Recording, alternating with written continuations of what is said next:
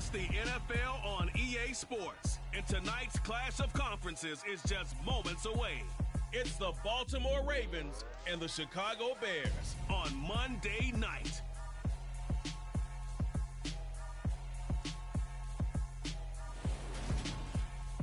It's the National Football League presented by EA Sports. Tonight, we've got the crew set for what should be a real treat, a great Monday night matchup between the Baltimore Ravens and the Chicago Bears.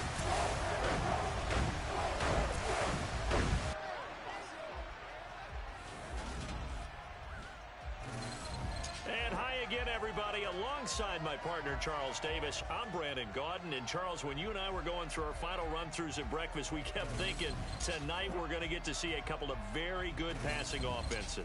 And we're talking about both sides having multiple receivers that can have an impact on this game. It's not just one guy that's going to make all the plays. If you take him away, maybe number 2, number 3, they make the big plays that impact who wins the game.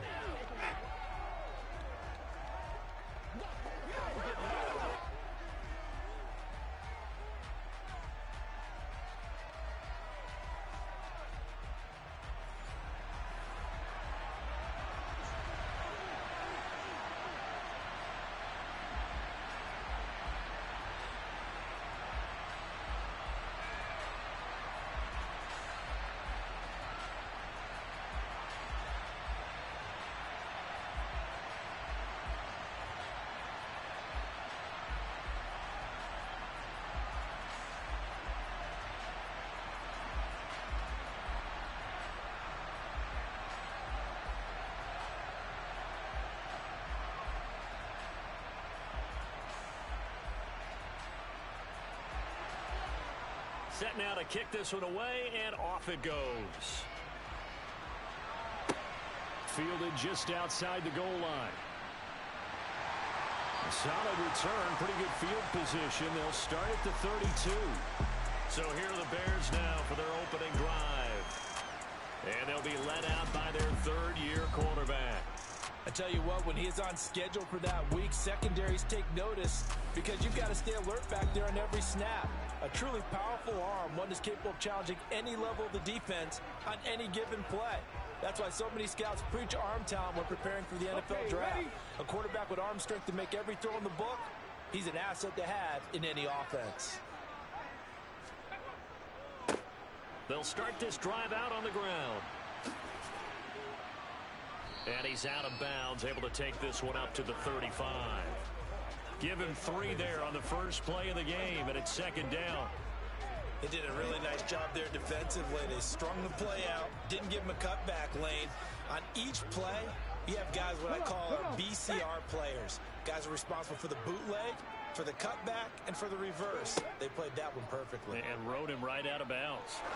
He'll take a shot for the end zone. And this one incomplete. Oh, he couldn't hang on to it in the end zone, and that's one that'll haunt you. And now it brings up third down. Excellent defensive effort to get to him and provide a little contact before the catch could be made cleanly. A tough spot here on their opening drive. This is 3rd and 7. Jackson from the shotgun. And he's going to have the hook up to Scott. And able to get this one across the 45 before he's brought down. A gain there of 12 yards and a first down for the Bears. I have to tell you, Brandon, I feel like a coach right now because I'm wondering why the angle route continues to be so effective when as an inside linebacker, you're always taught, don't let someone cross your face. If they want to go outside, it's okay. But they make that outside fake, cut back inside, off into great success.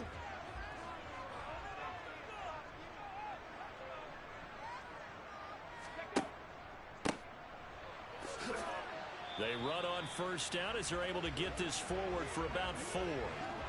Nice chunky yards on first down. It really opens up your options for what you want to do on second. You go right back to him and hope he explodes or sucker the defense in before throwing over the top. Let's go now.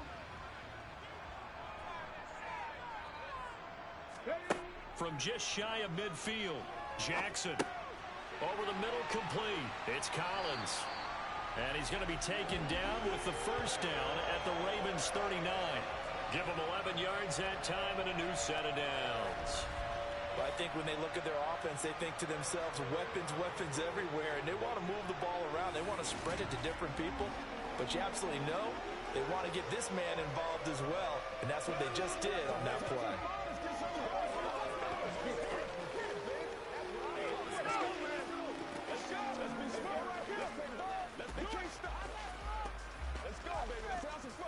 So from the 39 now, they'll come up on a 1st and 10.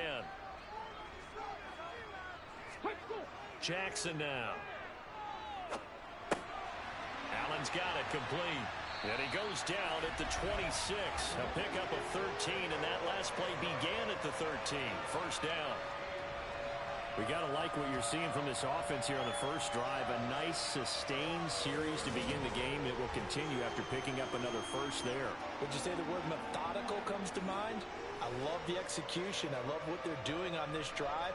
They're controlling the ball, controlling the game, controlling the clock.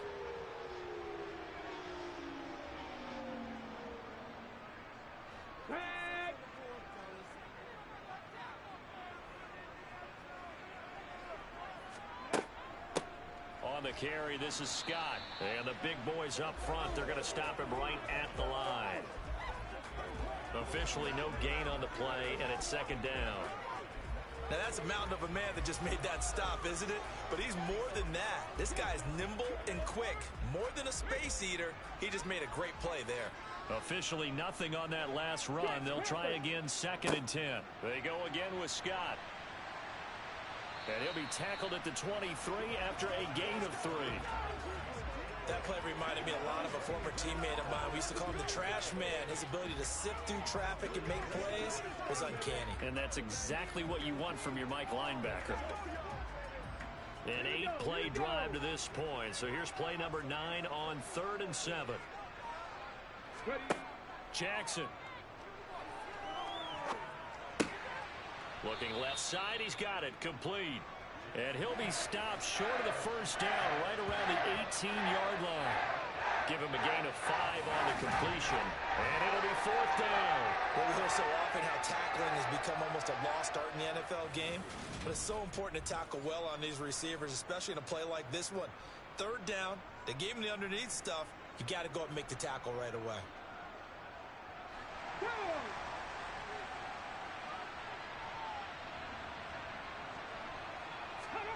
They'll try and throw for it with Jackson. To the sideline, and oh, that's well done. Able to drag the feet. He's going to have the first down. They only got a couple, but a couple's all that they needed as they convert on 3rd. Well, the field goal attempt was well in hand. They had that, but they decided to go for it anyway. Extreme confidence, it looks like. Yeah, but I bet the defense is going to remember this one, right? They kind of rubbed their nose in it. They'll throw on 1st down with Jackson. Quick hitter here, it's complete. And he takes it inside the 10 to the 8 before he's out of bounds. So 8 yards on the completion there, and they'll be left with 2nd and a couple. How about the timing on that one? Boy, they were in sync, weren't they? 3-step drop, balls out of his hands, right to the tight end. Nice completion, just like they do it in practice. They'll run with Scott. And he is in. Touchdown, Chicago. An 8-yard touchdown run. And the Bears put the Knights' first points on the board as they take the early lead. And that caps off what was really a balanced opening drive for them, Charles. They work in the rushing game and the aerial attack, and they end it with a touchdown. Strong in so many ways, wasn't it, partner? Their ability to throw it and run it and accomplish their goal, they've got to like the way that they started this ball game. The extra point splits the uprights, and it's now a 7-0 game. That one in the books as a 12-play drive. And the capper that put it in the end zone, a run of 8 yards.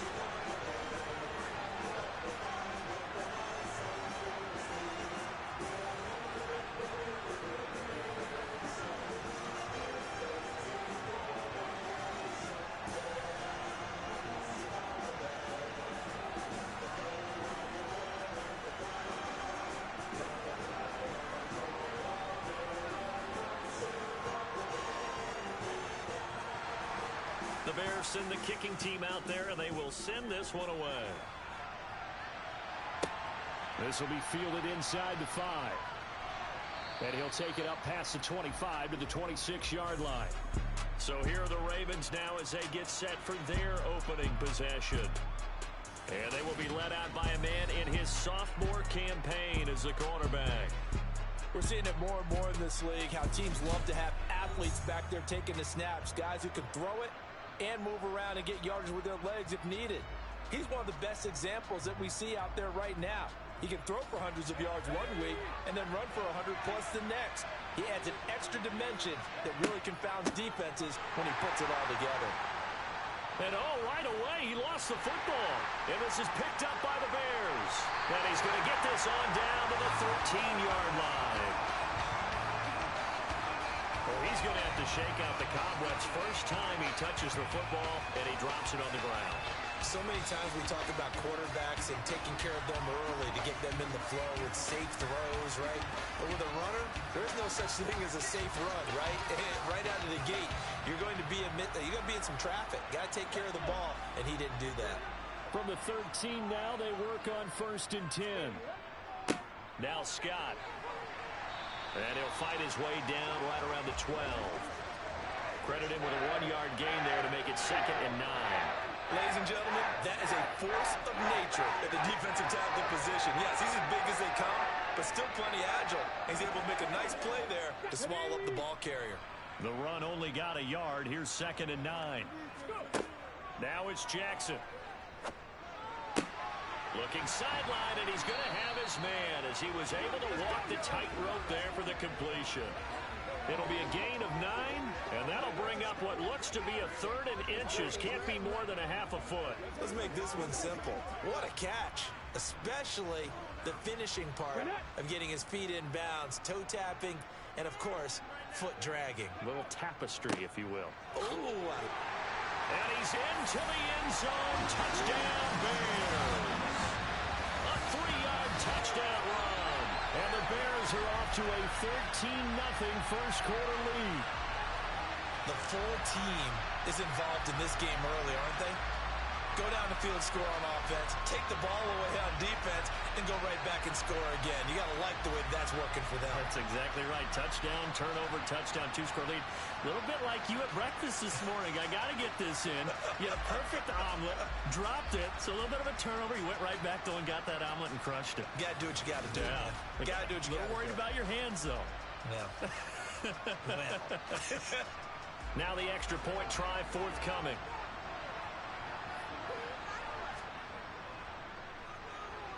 And it's good, and they have jumped out here to a quick 14-0 first-quarter lead. The drive there only spanning 3 plays, and it ends with a 3-yard scoring run.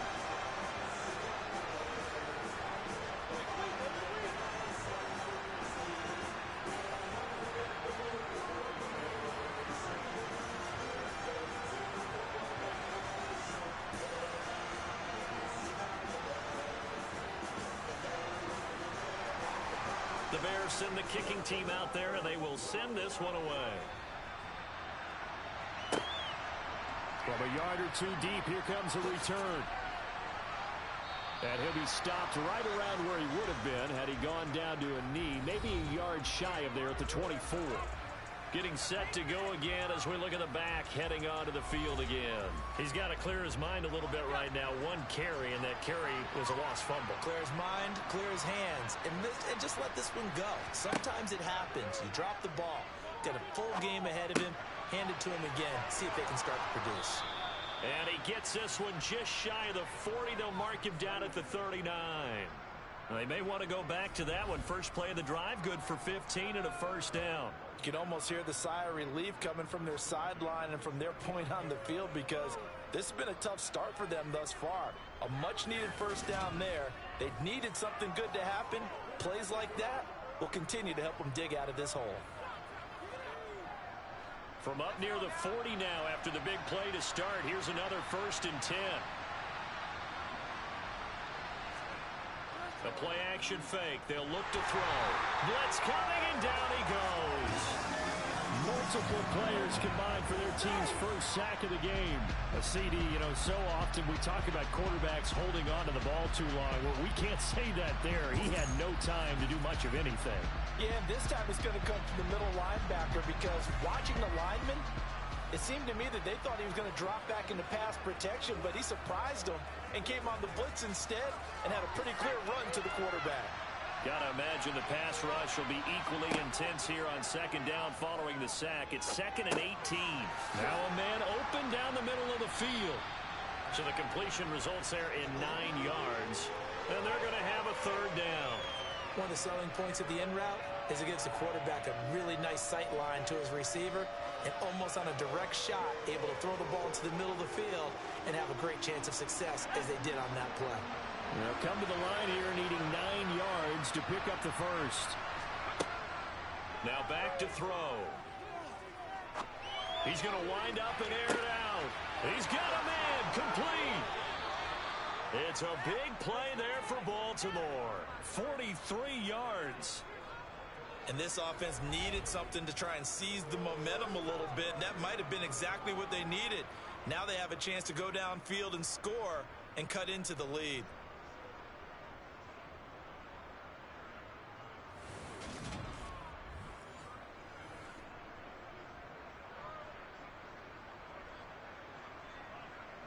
So the big play means just like that, they'll operate from the red zone now on first down. One back in the backfield, he'll get the carry. Able to fight for about 4 yards there to the 13. Not a run that you're going to write home about, but still a good first down run. That's what an offense calls staying on schedule. 3 to 4 yards on first down, you're set up very well for the rest of the drive.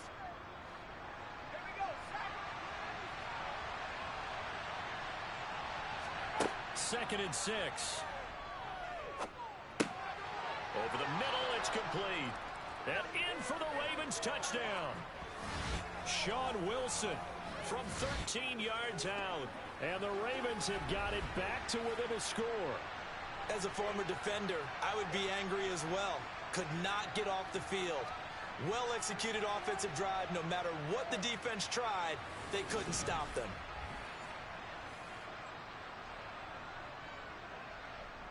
No going for 2. They'll kick the point after.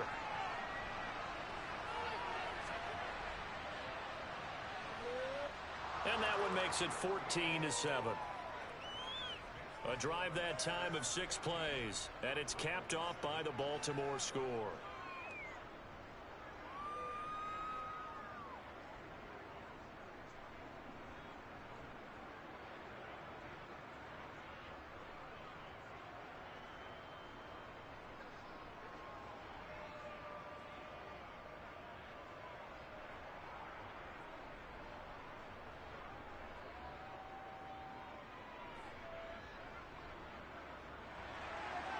This game back within a touchdown now as the kickoff's away.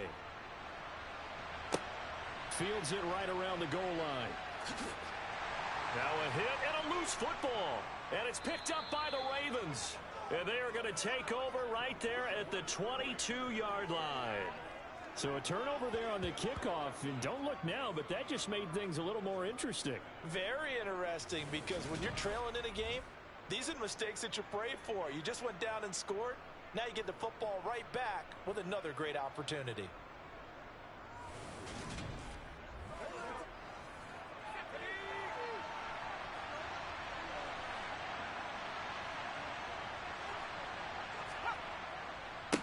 On first down, they'll go to the ground attack. Slipped one tackle, but no more as he's knocked to the deck behind the line of scrimmage. He'll lose a yard there, and it's 2nd and 11. An interesting and intriguing decision there defensively, because they kept extra DBs on the field despite seeing the multiple tight end look that came out for the offense. I thought they were going to switch out of it. I didn't know if they felt they didn't have time or what the case was. Well, in any event, the extra speed allowed for great penetration as they stuffed that one behind the line of scrimmage. Under pressure, and he'll go down. Sacked back at the 31. He'll wind up losing a full 9 yards here on the sack. Now it's 3rd down. Now Charles dealing with a 3rd and long. They'll have to try to go back to the air again, and this time avoid the sack. Certainly hard to try to establish momentum when all you're doing is going backwards, not protecting the passer, and he gets dumped on his backside.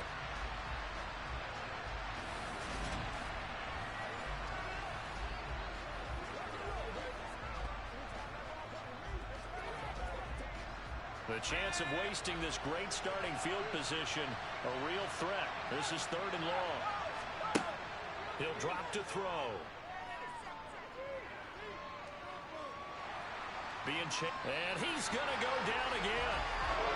The defense rising to the challenge and setting him back on the sand.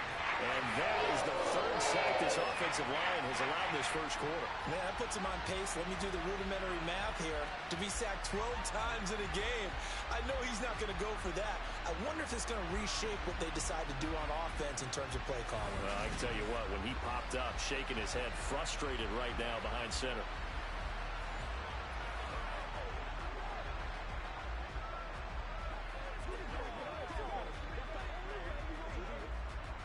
The Ravens send their punter out now, as he should be able to pin him back deep here with his first punt. And this will be out of bounds. Now it's a question of where they'll mark it. And they'll say it crosses at the 11-yard line. Onto the field now come the Bears. Well, this offense looks like they have a little extra pep in their step as they take the field here for drive number 3. Because remember, Charles, drives 1 and 2 both ended in the end zone. Yeah, and right now they've just got to be careful not to lean into overconfidence because every drive has a life of its own. But I like the way that they've started, the way that they're going about doing things right now. They've got a chance for that 3rd consecutive touchdown, and that would be a crushing blow to the defense. A nice play design there with the touch pass. Looked good at the start, but bottom line, the defense was ready. And they did a nice job scouting, didn't they? Not just scouting, but now executing once they saw the play for real after having worked on it all week.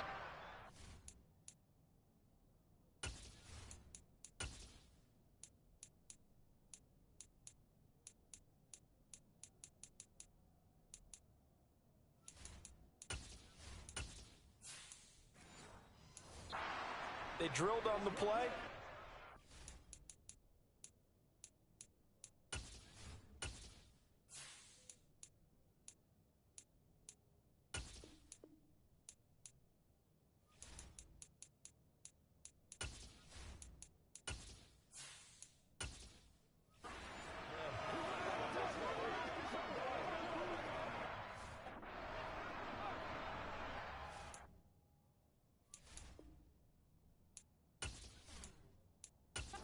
Come on. Hit.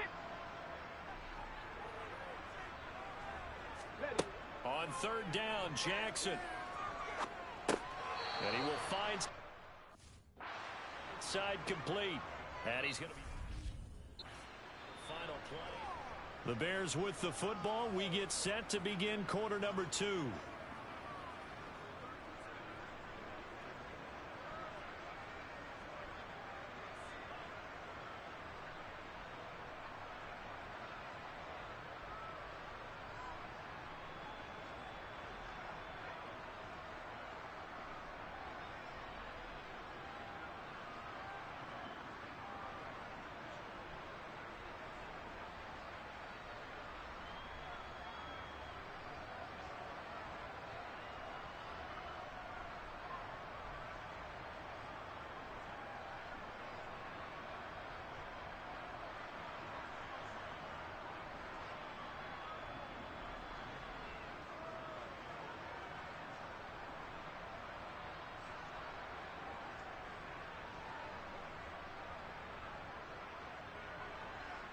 Here comes the Bears punter now, standing about a yard deep in his own end zone.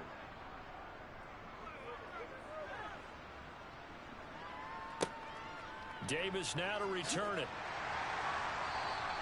A 55-yard punt that time with a return of about 14. And the Ravens, they'll take over. Baltimore about ready to go on offense. And Charles, a very uninspired effort the last time we saw them out there was a quick 3 and out, and they punted the football. Yeah, and you never want to get stopped so soundly during a series, but what would be even worse now is letting it happen again right here. They've got to get going. And he's across the 45. It'll be 2nd down. Give credit to the defense for stringing that play out, and they gave up no cutback angle. You know he was trying to dart through. No place for him to go. A nice job there, only giving up a 3-yard gain. 3 yards on that last carry. Here's 2nd and 7. On play action, they'll throw. It's a short one here, complete to his tight end. And they'll get him down on the other side of midfield. That's a staple of this offense. Drag route to the tight end. Yeah, he was unable to use his size to break off much more yardage after the catch, but still an effective gain nonetheless. They'll come to the line, needing only 2 yards to gain the first here. On 3rd down, they're going to run for it here. Well, this is not going to be enough. Was in search of 2 yards and only got halfway there. 3rd and 2, and they ran the ball for only 1 yard, and everybody's going to scream at the offense. Well, let's give a lot of credit to the defense on that play. Defensive front out leveraged the offensive line. They got more people to the football. Yeah, they won that battle in a big way, and they're forcing a big decision now by the guys on offense. John Harbaugh never shy about bringing out the red challenge flag, and he'll do so here. The previous play is under review. The thing that they'll be looking at is a spot of the football, and this is always such a tough one for officials to get exactly right. Not just because of how fast the game's going, but just trying to get the right sight line to the football. That's not always easy. We'll see what they decide here.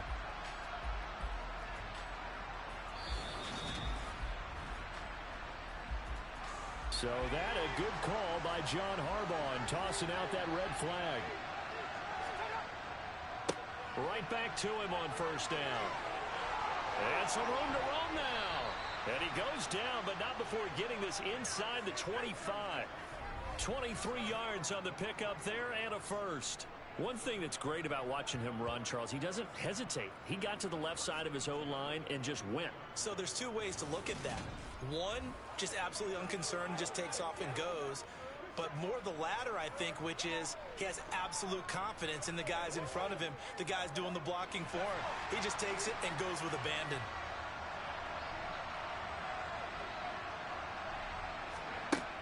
Now on 1st down, he'll drop to throw it. And Davis has it over the middle. And they're going to get this down to about the 17-yard line here. One thing you're hoping for when you run drag routes, you're able to hit a receiver in stride, and he can pick up a lot of yardage after the catch. But in this situation, the defense was effective, able to stop him before he could get a good head of steam going.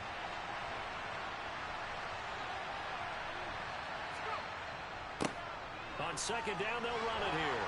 And he'll go down here at the 12-yard line. A gain of 5, good enough for the 1st down. Offensive linemen love creating space for their guys carrying the ball, but when that guy also breaks tackles and creates extra yardage, they almost feel like he's one of them, and they really embrace him. From down at the 12, it's 1st and 10. They'll look to throw. And he's got his man in stride, complete. And he's brought down. It's a good gain of 11. Sets him up 1st and goal. I think he has to be saying to himself, how did that not wind up a touchdown? Remember, you just need the tip of the ball to cross the plane. It's not going to get there, but they're going to be set up in great shape with 1st and goal.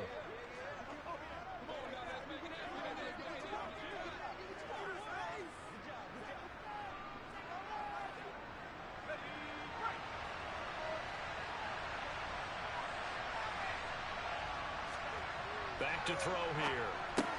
Got a man, it's caught for a Ravens touchdown. Rico Gafford there to make the grab. And the Ravens are within an extra point of tying up this ball game. Well, the lost sleep that the defensive coordinator had all week preparing for this game, a good portion of it was trying to prepare for him because he's absolutely a phenomenal player. And a lot of times around the goal line, they know it's going to him. It's just so hard to stop. And that's where it really becomes difficult because you're exactly right. They know it's going to him, yet they still can't stop it. That tells you when you're a dominant player. Extra point right down the middle. And we are tied at 14.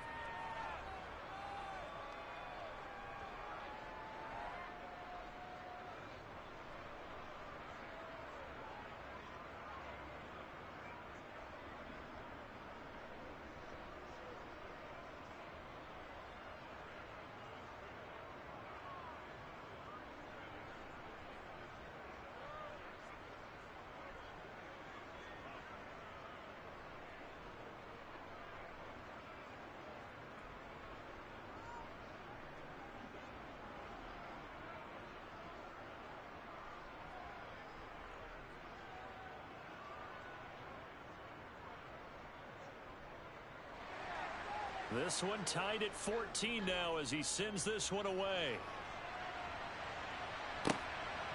From a couple yards deep, he'll bring it out of the end zone.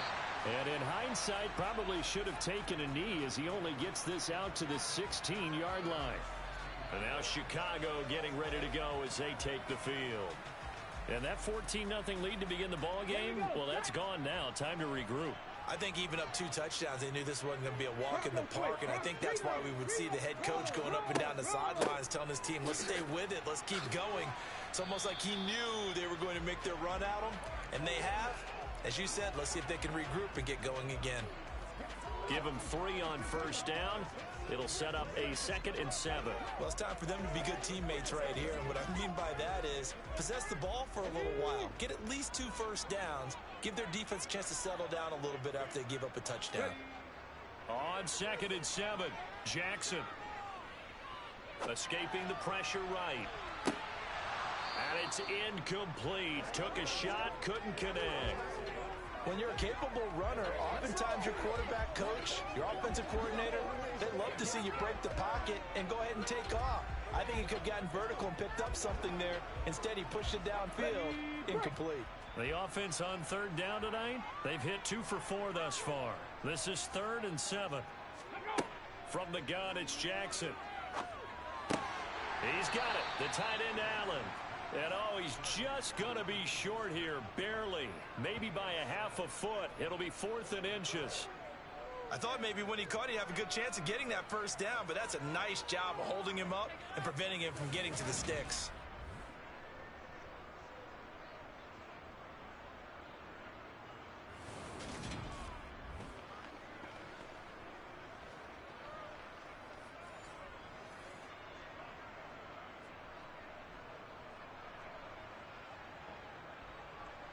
Here comes the Bears punter now as he'll kick it away for the 2nd time.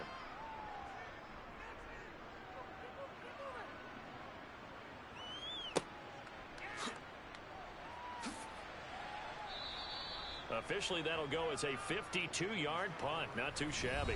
And it will be 1st and 10 as they take over. Their quarterback in this offense heading back out to the field. He already with a couple of touchdown throws in this first half as his guys start 1st and 10.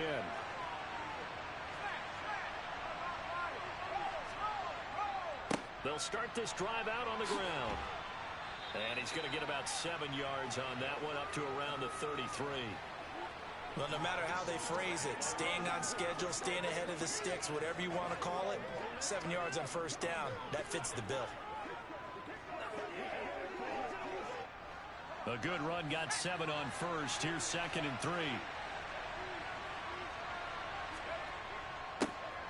And they'll give him another shot here on the ground. And this defense able to plug him up there as he'll get a yard to the 35. What an advantage having a lead guy in the middle of the defensive line, because not only does he take up the space and let the linebackers run free, but he can also make plays himself, as we just saw there.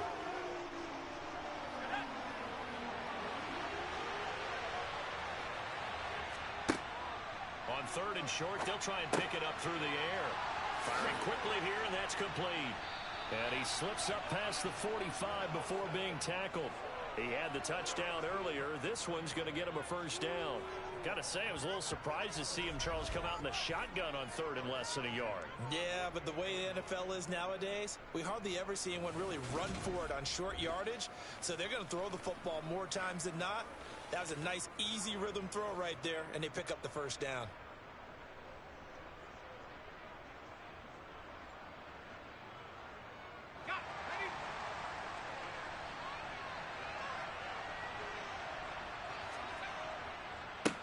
On first down, they'll go to the ground attack. And he's got it across midfield and into Bear territory. 5 yards on the carry. Good pickup on first down. I think we can safely say that those types of plays are the backbone of this offense. We know not every run's going to be a big hitter, but you know they'll take that type of result on each and every attempt. After the pickup of 5, here's 2nd and 5. And they'll keep leaning on the running game. Back to the ground. And he'll be brought down, it looks like right at the 40. 55 rushing yards rushing for him now as he's run it 11 times. And that's a nice pickup of a first down on that second down run. And at that yardage gained, they can run that play on any down.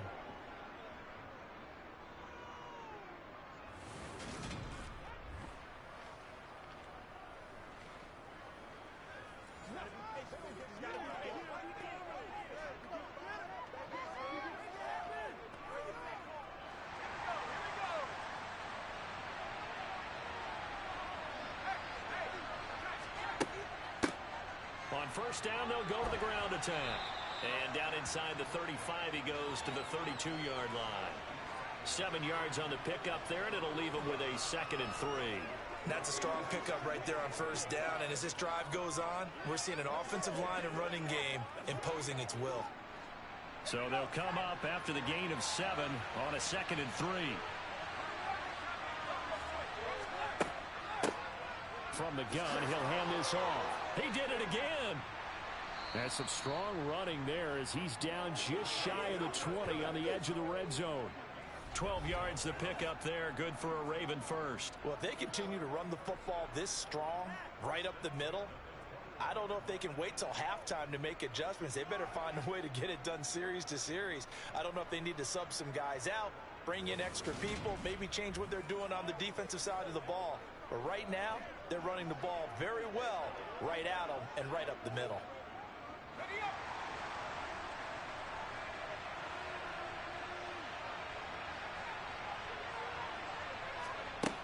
Now they'll switch it up here and look to throw.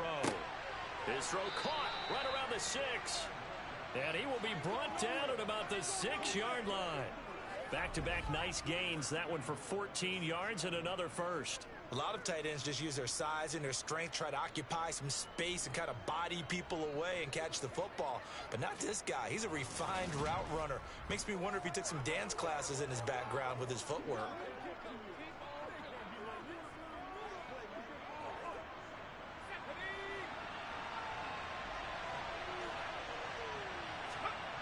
He'll look to throw.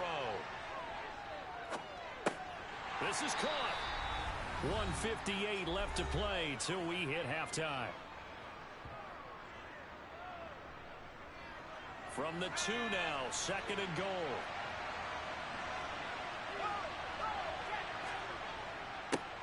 They'll try to run this one in. And he is met in his tracks behind the line of scrimmage. That'll be a loss of a yard, and it leads to a 3rd down. That's a really alert defense there because they saw the heavy look come in from the offense, countered it with extra linebackers who brought a little bit of speed and heft, and able to really make a big-time play for their defense.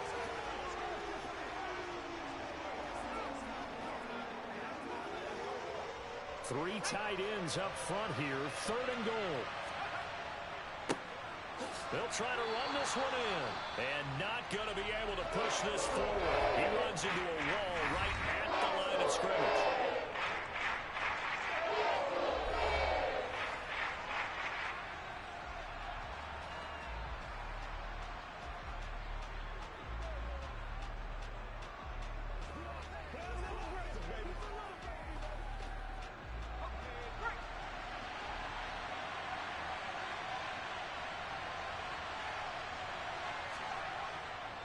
They'll try and run for it. And not only will he not get in, he's going to lose yardage. They stuff him back at the 4.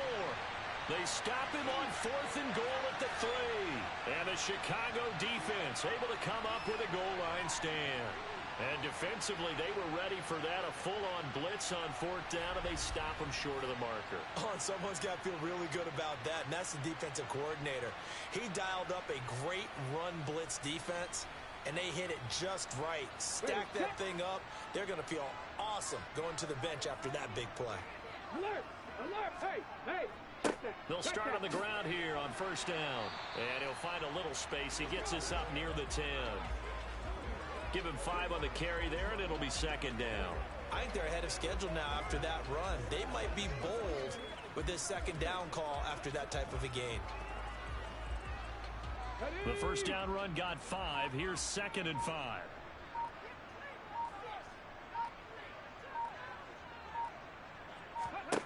To throw is Jackson. Got a man, and he hits him in stride. And they are going to have a first down, and they're in field goal range as well as they're down inside the 20. He's been the forgotten man in this first half. Not a guy you want to forget. Not only his first catch, first time they've targeted him. That doesn't make any sense, does it? Not because at all. those are the types of plays that he provides. When he does come alive, when they do look his way, not only is it a big catch, it's a first down. Final play of the half here. It's Jackson. And he's got his man in stride, complete. So we're at halftime here on a Monday night. As we'll send you back over to Orlando with our EA Sports Halftime Report, here's Jonathan Coachman. Okay, Brandon, thanks very much, and welcome in everyone to our downtown Orlando studios and this EA Sports Halftime Report. First, let's get a check on the next-gen stats from that first half for the Ravens. And they were able to find some success running the football, which is something they'll need to continue to do in a close game like this one. Meanwhile, for the Bears, here's a look at their numbers throwing the football in what was a very even first half. Okay, Coach, yeah, adjustments likely going to play a big role in this third quarter in what's been a tight contest so far.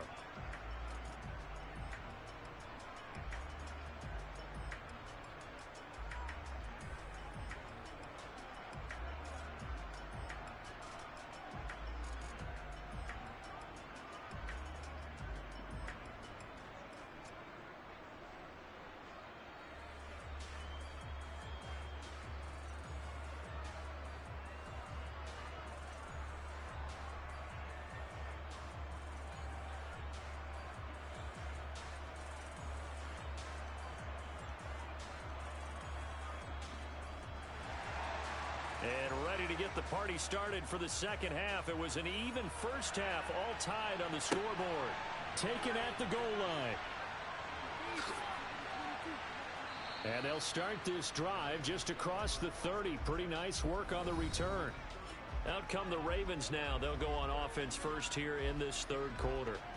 This offense ready for the first drive of the third quarter. Well, quarters number 1 and 2 entertaining. We saw some good offense points put up, Charles, and all tied on the scoreboard. And it sets us up for what could be a really fun second half because we've seen both sides score almost at will here in the first half.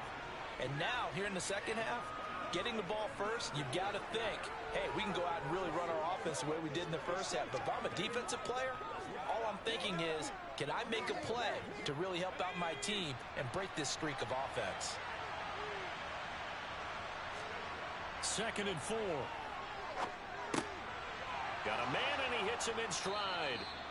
He was held without a catch in the first half, but he's got one here, and he also picks up a first down. I think that's a big pickup for a first down because when you run a drag route against zone, you're sometimes asking for trouble because you might run into a defender. Yeah, well, there they ran into a first down, executed it to perfection.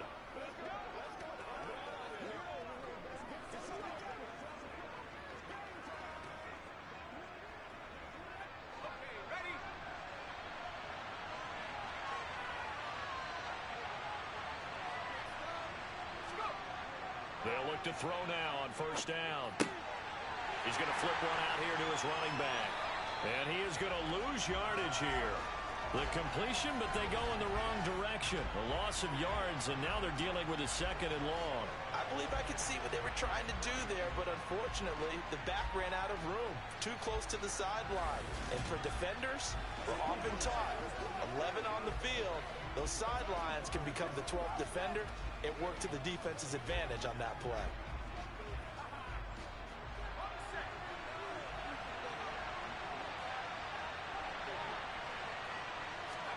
Second and 11. And bringing it in, it's Davis.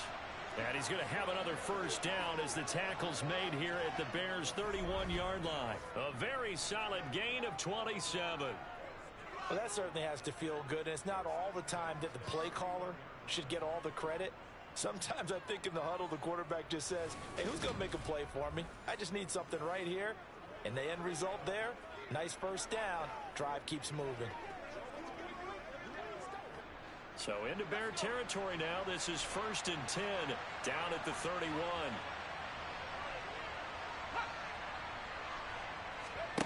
Now here's a little touch pass as they tap it quickly to their receiver.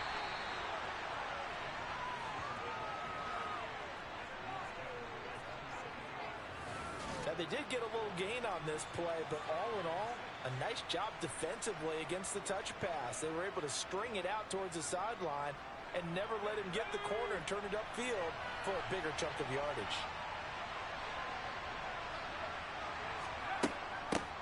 And they'll run on the inside handoff. And he'll be brought down inside the 20 at the 19. 86 yards for him on the ground now on 18 carries. Yeah, once more, strong running, excellent blocking at the point of attack. They've got a nice little drive brewing right here.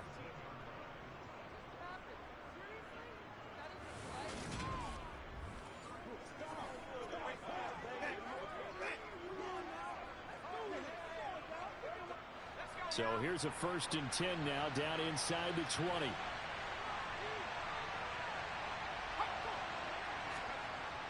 Well, they'll run it here on the jet sweep. He was taken down by Quentin Dunbar. Let's just make this one succinct. Nice job there. All 11 guys on defense diagnosing the jet sweep and putting it down. Now it's 2nd and 9.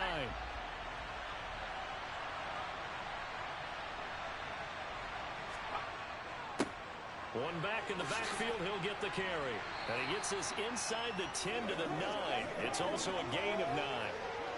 That was a good run, and it got to the 2nd level. And what I mean by that is that's where the linebackers usually play. First level being the defensive front, last level being the secondary. But the strong safety position ended up making the tackle. And oftentimes we call them a hybrid. Combination defensive back, combination linebacker. We saw the linebacker make the stop. And he takes this down to about the 2 before going out of bounds. They're able to convert on 3rd down, and that sets up a 1st and goal. Well, they've had a great, impressive drive going here, and that pickup ensures the drive continues. And not only do you continue the drive, which is demoralizing for the guys on the defensive side of the ball right now, but you make your own defense happy. They're able to get a little more rest over on the sidelines while this one continues downfield. It looks like a jumbo set with 3 tight ends here for 1st and goal. They'll try to run this one in. And he's going to get this back to the 3-yard line and no further. No gain on the play that time, and it sets up 2nd and goal. I don't know about you, Brandon, but I often think to myself, in these situations, I want a back who can create his own space, who can break tackles, and in a sense, become his own blocker. We don't have that guy in the game right now. They'll try again. And he'll get in. Touchdown, Baltimore. A 3-yard touchdown run. And the Ravens have taken the lead as they go right down the field and score on the opening drive of the 2nd half. And they would not be denied on the ground, powering it in just one play after they got stopped short. And how about how many tight ends were on the field? Because in today's NFL, we think of the tight end more as a pass catcher. But this group, they tell them you've got to be able to run block to stay on this team. And they committed to it and got it done right there. Point after, right down the middle. And the lead is now 21-14. A pretty long drive that time. 11 plays all told. And it ends with a 3-yard scoring run.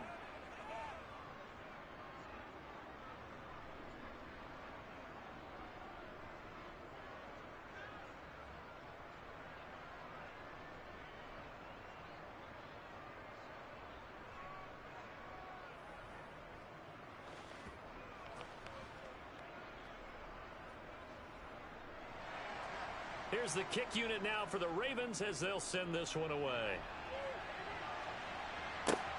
Fielded just outside the goal line. And able to take it past the 25 and up to the 28-yard line. So here are the Bears now as they get set for their first possession of the 2nd half. Well, Charles, you and I said at intermission, feels like we're set up for a good 2nd half. Well, the other side scored. Now it's up to them to answer. How do they respond here with their first drive of the 2nd half? Well, bottom line is they just saw the ball go in the end zone against their defense, and they saw what good offense looks like. They believe they've got a good offense as well. Run the best plays you've got to the top performers you have and try to move that ball down the field for an answering score.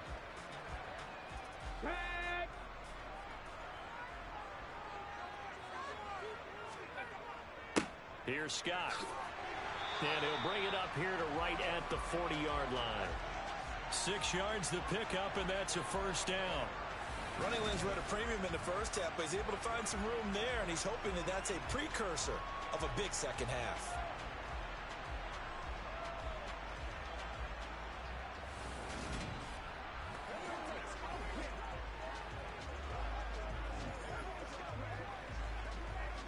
Ready, ready. No, no, on not right. Check, check. Jackson on first down.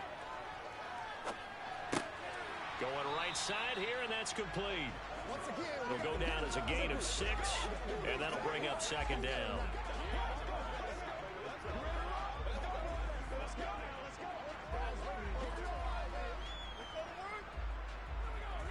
Okay, break.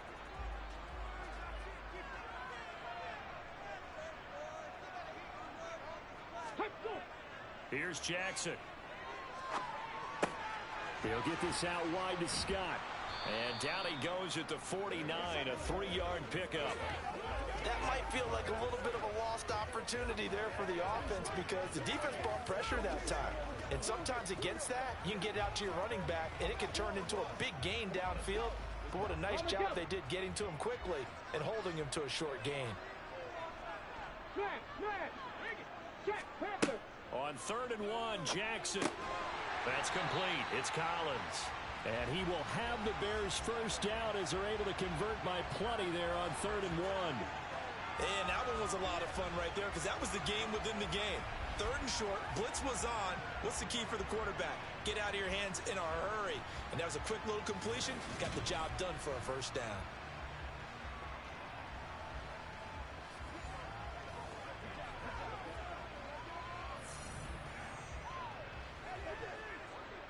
So in Raven territory now. Here's a 1st and 10 at the 45-yard line. Play action. It's Jackson. Another one caught by Collins. And he goes down, but not before getting this inside the 25. Back-to-back receptions for him, and it's another first down. But one of the ways the quarterbacks keep all the receivers alive in a play, never lock in on any one guy. Make sure you keep your eyes moving, scan the field. And here he finds the open guy for a nice pickup.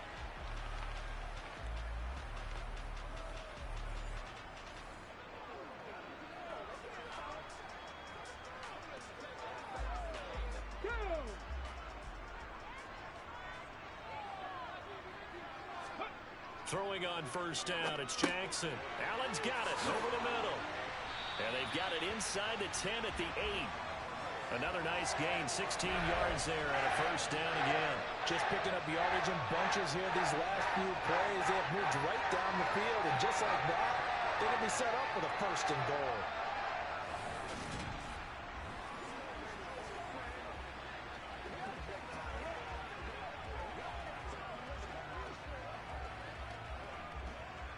Two big plays in succession. Not sure this D knows what hit him, but now they got to get ready. It's 1st and goal.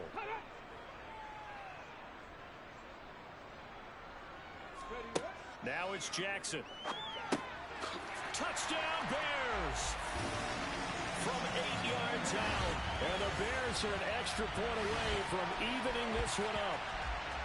So a strong drive here to lead off this 3rd quarter. That has them an extra point away from tying things up. And, partner, this is pretty much what they envisioned when they were sitting there in the locker room thinking about getting things going to start here in the 3rd quarter. Getting out there, a field goal would have been fine. But going ahead and scoring here, an extra point away from tying things up, that's exactly how they drew it up on the board. The extra point splits the uprights, and we are tied at 21. So that drive takes him down the field in 8 plays and culminates in a touchdown for Chicago.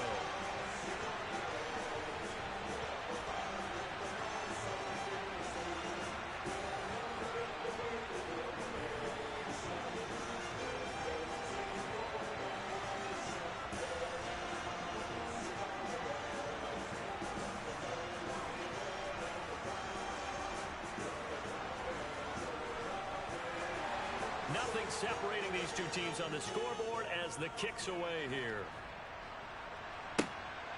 And here comes a return from just beyond the goal line. And his guys will get the football right at the 20-yard line. And Baltimore's offense set for this next possession. We got a brand new ball game, all even after that last touchdown. So every drive now becoming a little more critical here in the second half.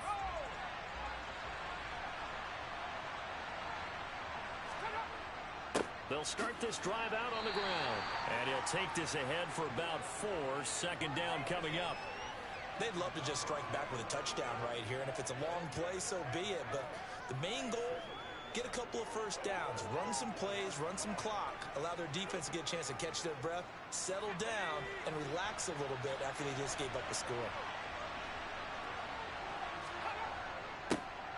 And they'll give him another shot here on the ground. And he gets this one just shy of the 40, down at the 39. 117 yards rushing now on 23 carries so far. Well, that last run makes this a 100-yard night. I've loved the way he's hit the holes. He's been quick, he's been decisive, and he's been a whole lot of fun to watch.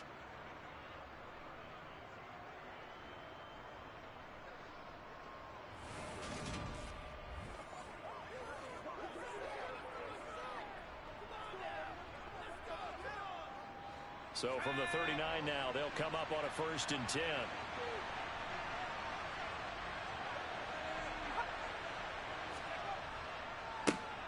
One back in the backfield, he'll get the carry. And he'll be taken down just shy of midfield. A nice run there, 9 yards, and it'll be second down. So much of the game today, we're looking for hybrid players, guys who can do a combination of jobs. And anyone who plays a strong safety position, now more than ever, is a hybrid type player. Half defensive back that covers passes and half linebacker that makes tackles. We just saw the linebacker make that play. And the tackle going to be made at the 38.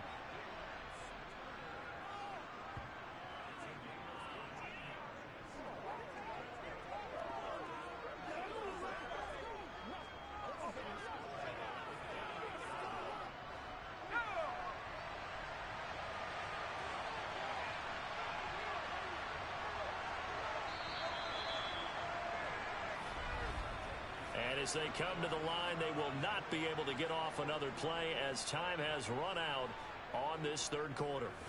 This is the National Football League on EA Sports. Back now here on EA Sports. On first down, he'll drop to throw. All even as we get ready to start the 4th. And he'll be marked down right at the 20-yard line. And partner, in a tie game in the 4th quarter, you and I both know in the NFL, that's when you lean on your stars, and he came through with a nice catch right there.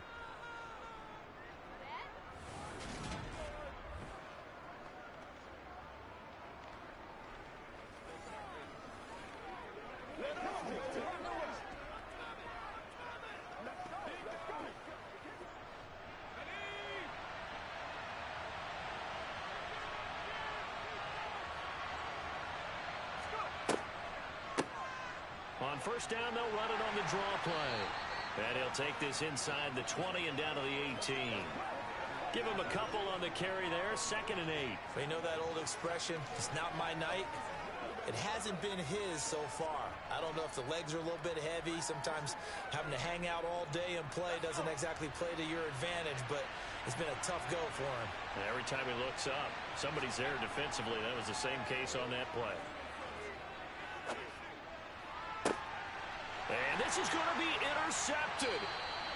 And the Bears are going to take possession here. It's a touchback, and they'll take over at the 20-yard line. Well, they were in a great position to take the lead, Charles. Obviously, all they needed was a field goal to do that. They wanted the touchdown. Unfortunately, they're going to get neither. And you know every offense talks about the same thing each week, don't they, Brandon? They want to end every drive with a kick, whether it's a field goal attempt, a point after the touchdown, or at worst, a punt.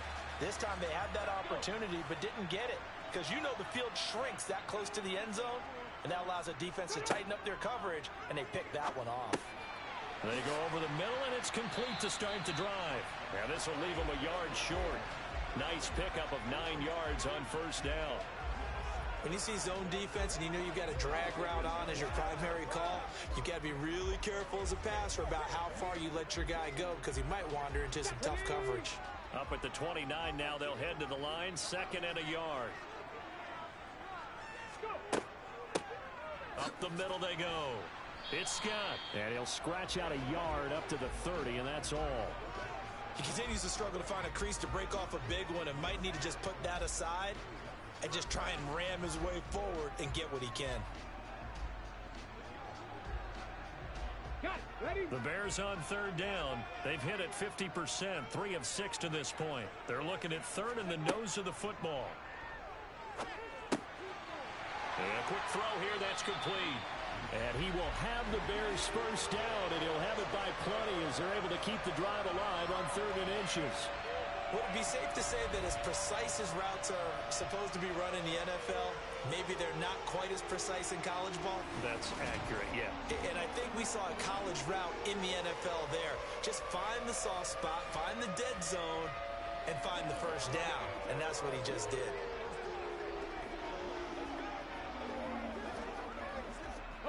So here's a 1st and 10 at the 38. Here's Jackson to throw. Looking middle, and that's complete. Yeah, that's good for a gain of 6, and it's 2nd down.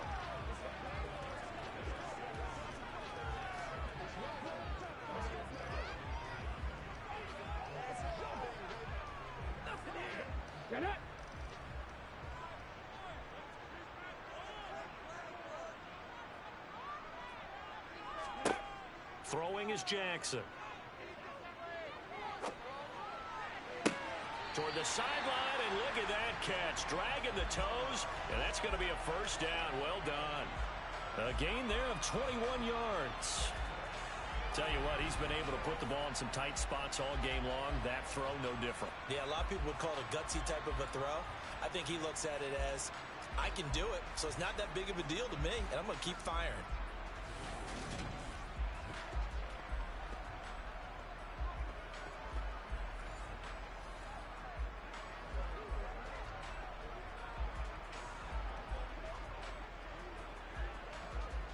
And now some disagreement down on that sideline. The red flag is out, and we're going to get a challenge. Did he keep those feet in bounds? That's the question they've got to decide. And I got to say, watching it in real time, it was awfully close. Yeah, it certainly looked like a heck of a catch because he didn't appear to bobble it, which could complicate things. But even with the benefit of replay, that's pretty tight. Well, here's the call.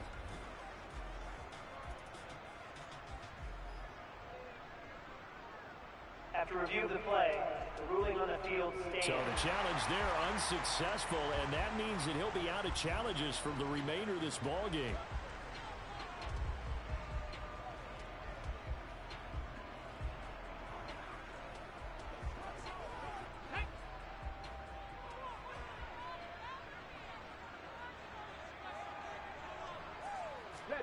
To throw again is Jackson. And he's got his man in stride, complete. And he's brought down inside the 20 at the 18-yard line. That's the 3rd time on this drive that these two connected with each other. They've got real rapport going. And right now, it's paying off with big chunks of yardage, as shown by that last play.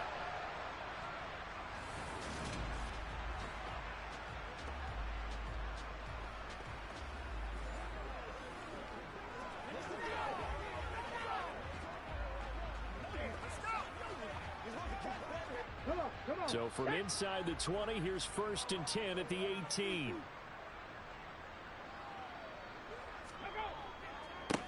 Now a handoff up the middle. Scott. And they'll bring him down at the 13-yard line. It's a pickup of 4, and it'll bring up 2nd down. Well, they've certainly had success throwing the ball in this drive, and not as much running it as we just saw once again on that last play. Stopped after a very short gain. But I wouldn't abandon the run totally, because otherwise, pass rushers just tee off on your quarterback. Makes it very, very difficult for him in that situation. This will be caught at about the 5. And the Bears are going to be looking at 1st and goal as they move this down to the 4-yard line. This has to go down as one of the simpler routes in the playbook, but oh so effective. Nice completion there. Keeps the sticks moving.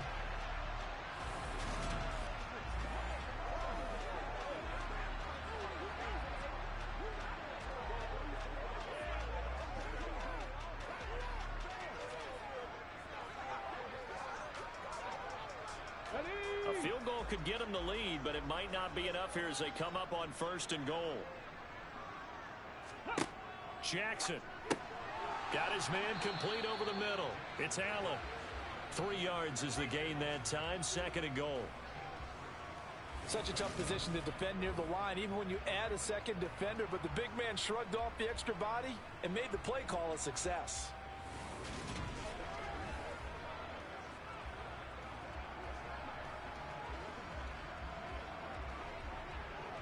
Let's go now. 2nd and goal from the 1.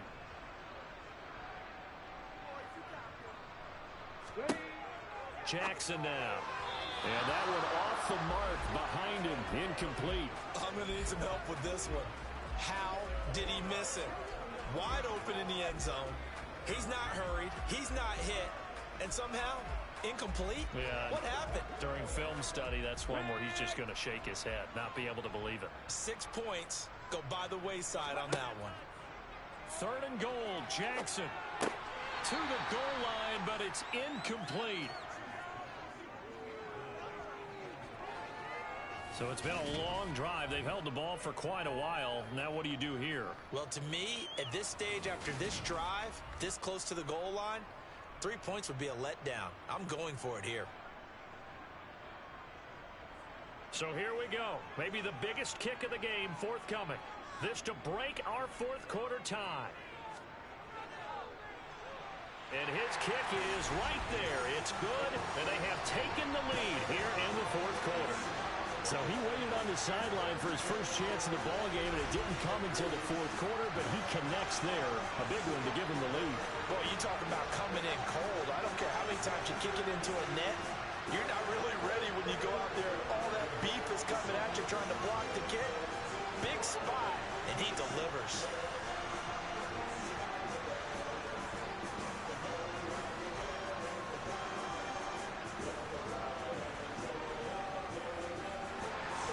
The Bears send the kicking team out there, and they will send this one away.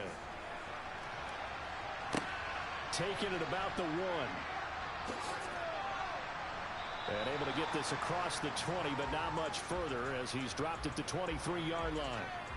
And now Baltimore gets set to take the field.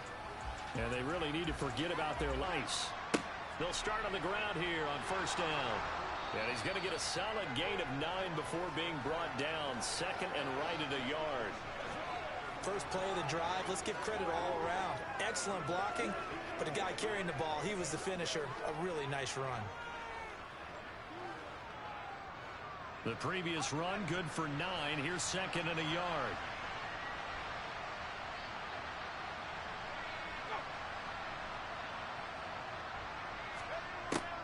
Now they'll throw here out of the gun. And Davis has it over the middle. His 5th catch tonight, and it's good for a 1st down.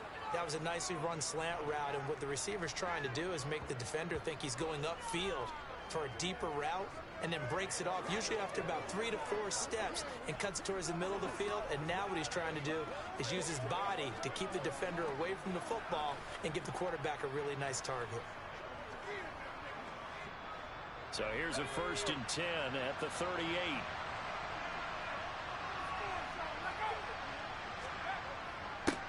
One back in the backfield, he'll get the carry. And for one of the first times tonight, he's going to be held up at the line of scrimmage. Call it no gain on the play, and it'll be 2nd down. Early down stuff to put this offense in a precarious position. We know that securing the point of attack, especially against the big-bodied guys in the middle of this D, has got to be priority 1. Under 4 to go now as the clock runs, and they come up on 2nd down. Now a shotgun snap as they'll look to throw. Pass caught. It's Davis on the crossing route. On the move past the 40. And he takes this just a few yards shy of the red zone before going out. The big gainer there on the catch and run, 37 yards. I don't think there's anyone who could possibly doubt how fast he could run on the open field. But if there were, he silenced those thoughts there. And that's the kind of play where you have to kind of catch your breath afterwards and just give me a second here, because when he shifted into high gear, he was an absolute blur out there. No substitute for speed. We talk about that all the time. The evidence was right there.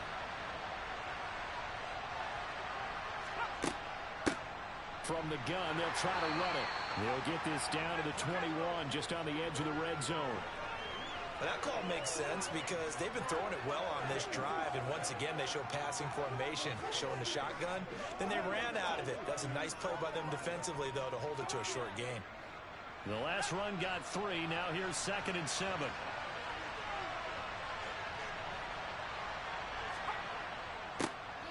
There they'll keep leaning on the running game. Back to the ground. And he's going to take this down close to a first down at about the Bears' 15-yard line.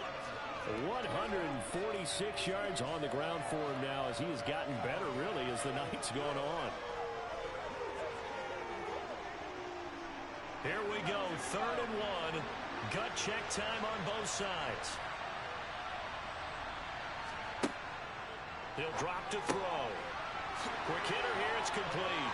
And able to get him down, but he does reach the 5. They only needed 1 yard on 3rd down. They get 10 instead by going to the air. And here we are in the 4th quarter, partner, and watch them drive for what would be a go-ahead touchdown. And you and I both know this is where you need a quarterback who can keep his cool back there. Not just for himself, but to keep the rest of the team relaxed too.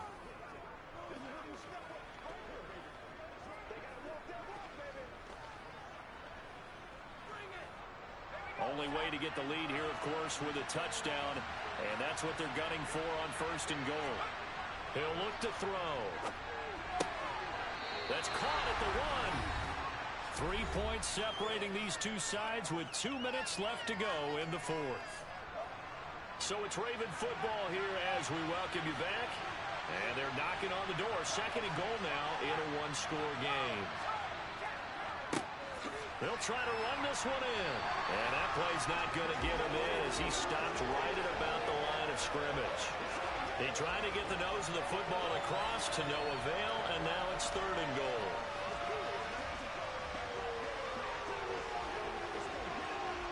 A lot of tired bodies on that field, but this is a big play, 3rd and goal. Now here's a look for the end zone, but that one's going to wind up incomplete. With that incompletion, reality is staring them right in the face. This entire game is down to the next snap.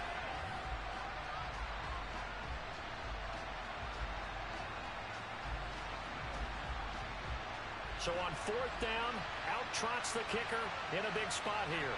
From the right hash at a bit of a tight angle.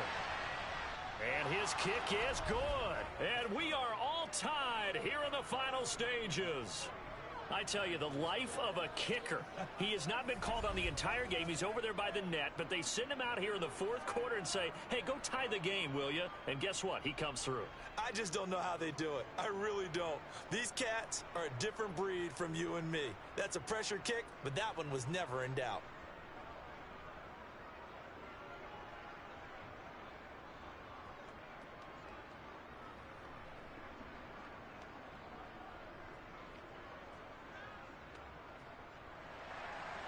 Nothing separating these two sides. 24 all our score as he sends this one away.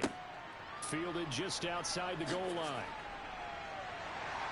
And he'll be tackled just shy of the 25. The Chicago offense set to get started. Well, partner, here it is. They've got the chance to win the game. You'd have to think they need to get it near the opposite 40 to have a chance to kick a game-winning field goal. We'll see what they can do. And you're right about that, because if we look at it in macro, that's what it looks like. But I think in micro, the head coach has already asked the special teams coach, what is he feeling? What does he think? Where does he want the football? What's the yard line we have to get? And he's already relayed that to his quarterback and his offense. They know what the goal is. Now the key, can they get there? And we all know how talented this guy is who's calling the signals for him. But even the best in the game, they can struggle against a good, cohesive zone coverage. Can't find a gap in the secondary quick enough, and he ends up taking a sack.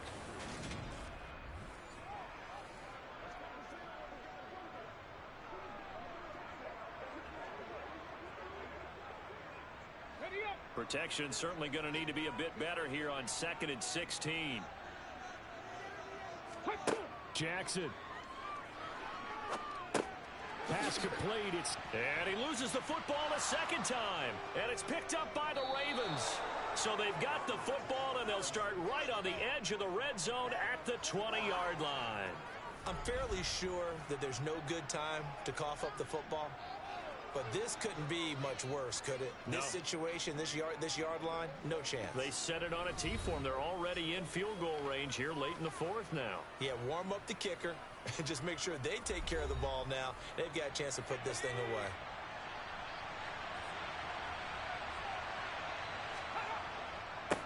On first down, they'll go to the ground attack. And he'll be taken down at the 20 after a gain of just 1. Now the Bears going to call the first of their timeouts as they'll stop it with just over 40 seconds to go in the game.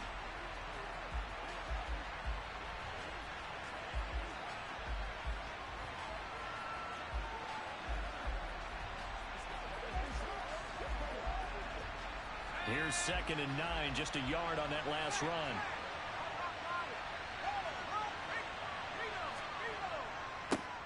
And they'll give him another shot here on the ground. And maybe a measure of revenge there. He's had his way in this one, but this time they get him behind the line.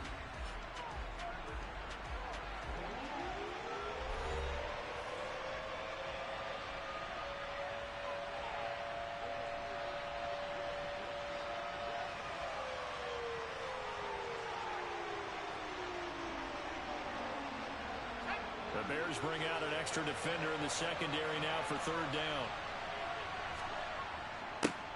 They'll try and run this one right up the gut. And he's going to get this to about the 20, but that is well short of what he needed. Now the Bears will use their 3rd and final timeout as they'll stop him with a little over 30 ticks to go in the football game.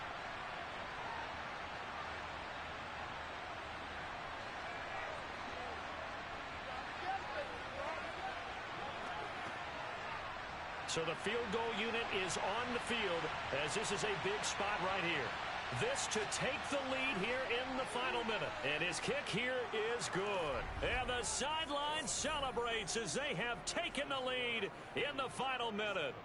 All right, so time to reset here. It's a huge kick there, gives them the lead, but they've got to be careful that their celebrations aren't a little too premature. You're exactly right about that because there still is time for the other guys to run a few plays and get into field goal position. So this defense is going to need to come up with one final stop if they're going to get out of here with a victory.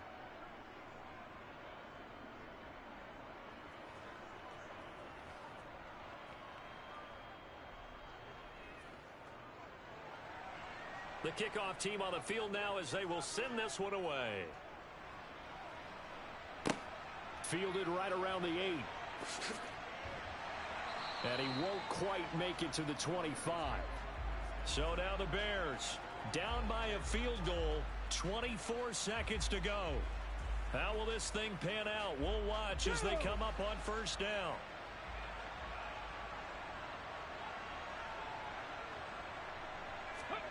Jackson to throw. Got an open man. It's Scott. At 5 yards. Not going to cut it here. That clock continues to run. It'll be a gain of 5. And it'll be 2nd down.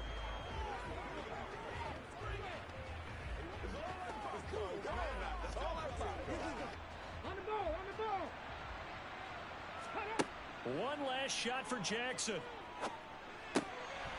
And he will find Scott on the right side complete. And he'll get it up near the 35, right at the 34 here. And a fun, close ball game comes to an end. On that last play, Charles, they were on the wrong side of midfield. They needed something near a miracle, and they couldn't get it done. Yeah, the effort, that was good. Very good, in fact. They were just a little too far out to get a decent look at the end zone for that last opportunity. Couldn't get it done, but a nice game overall.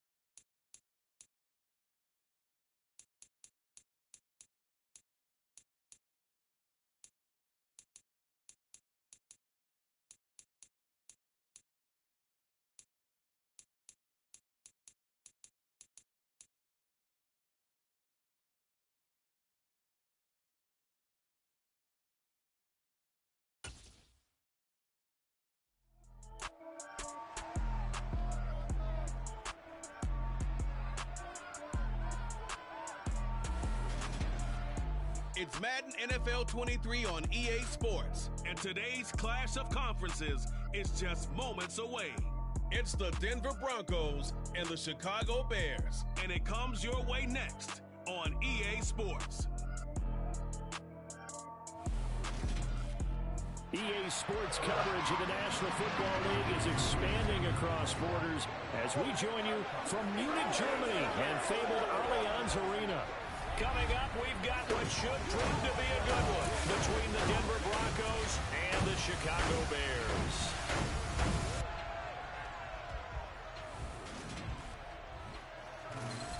With Charles Davis, as always, I'm Brandon Gaudin. And Charles, you talk about storylines in this one. I think it begins and ends with our two quarterbacks, certainly two of the best in the business. And nowadays, I don't think you get by for long periods of time without a top-flight quarterback. The way the game is played, with all the responsibility he has and how the game flows through him, if he's not on the top of his game, your team's not going to benefit at all.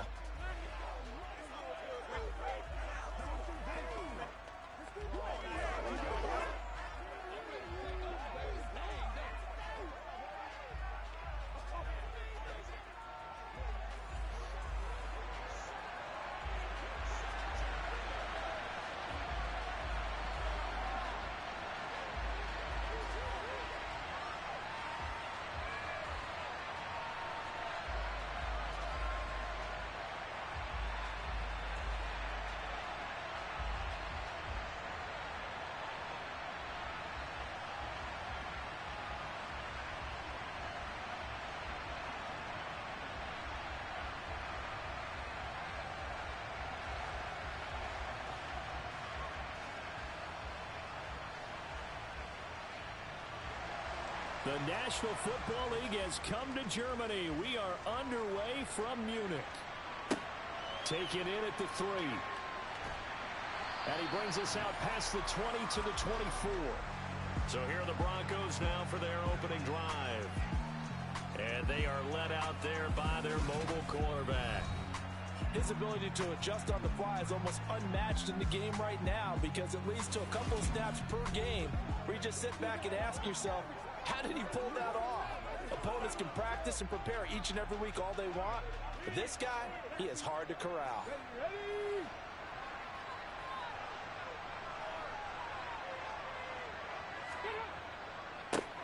They'll start this drive out on the ground, and he'll maneuver his way forward for about 4. 2nd and 6. Well, at the end of all that hitting and hollering, it was a 4-yard run, so the offense is going to go back to huddle and feel pretty good about themselves. Defensively, you have to feel okay because you didn't let it turn into a bigger run, but the goal, shut it down for 2 yards or less. That's when you start to feel good about yourselves. Now a man open down the middle of the field. 7 yards there and a first down.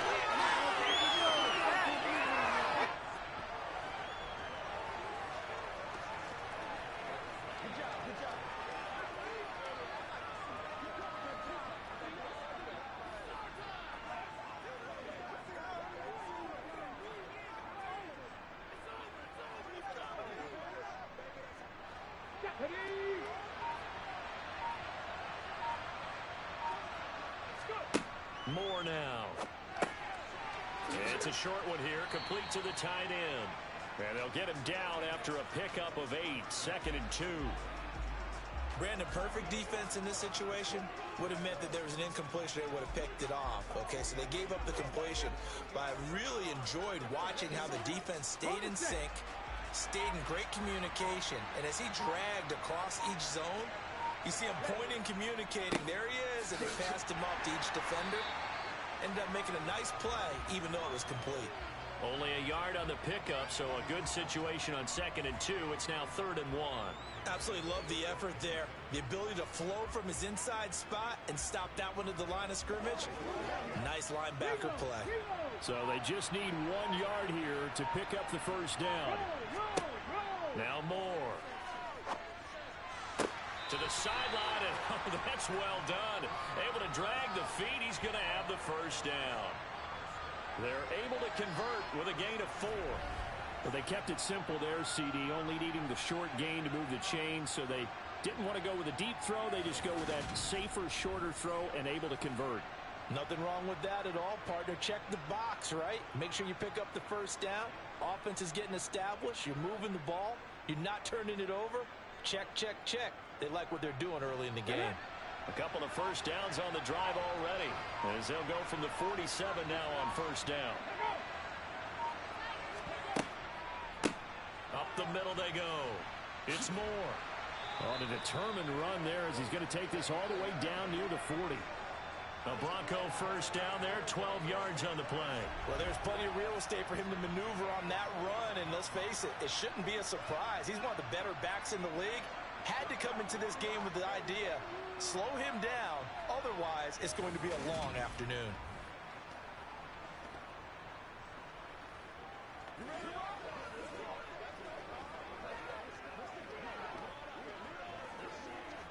So into Bear territory now. This is 1st and 10 at the 41. They'll keep it on the ground. Moore. Oh, look at the juke. And some room to work. And all the way inside the 15 before they drop it. 45 yards rushing for him already. A terrific opening drive on the ground, and it's a first down. So back-to-back big runs, picking apart this defense on the opening drive. I thought this was a passing league. I thought this was the era we were in where the ball was always in the air, right? They didn't get the memo. And they didn't get the memo, and I know this to be true. Offensive linemen still, to this day, they want to run the football. They want to fire out and hit people across the line of scrimmage, and they're clearing space. From the 13 now, they work on 1st and 10. From the red zone now, they'll look to throw. Looking left sideline, but it's incomplete. Not sure what happened there. They just didn't get the right read on the coverage that time. Pass wasn't where it needed to be, and that'll send them back to the drawing board.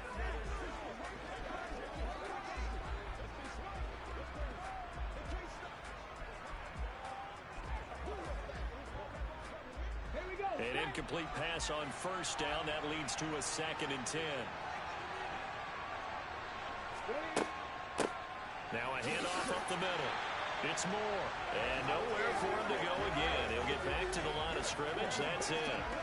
Calling no gain on the run there, and now they'll be looking at a 3rd down. Looked like he was trying to bounce it outside, but no success. Yeah, sometimes you got to just figure out where you're going to go, and sometimes you just have to take it to another spot. And trying to get it outside, the defensive pursuit was there and just ran him down. Meanwhile, on 3rd down, they take a shot at the end zone, but it's incomplete. It's pretty early in the game, but they've already tried to establish him not just as a runner, but as a receiver as well. Didn't happen there, but I wouldn't be surprised at all to see them try again shortly. A field goal try forthcoming now for the Broncos. From the left hash, a chip shot here. And his kick is indeed good. And the Broncos, the first to grace the scoreboard. It's 3-zip. Even though they didn't find the end zone, they have to be pretty pleased with how they moved the ball on the ground, because we know that that was one of their big goals in this game. And that really goes through the entire offense, because when you're running the ball effectively, just about everyone's involved. It's not just the guy carrying the football. It's everyone blocking for him, both inside and on the perimeter.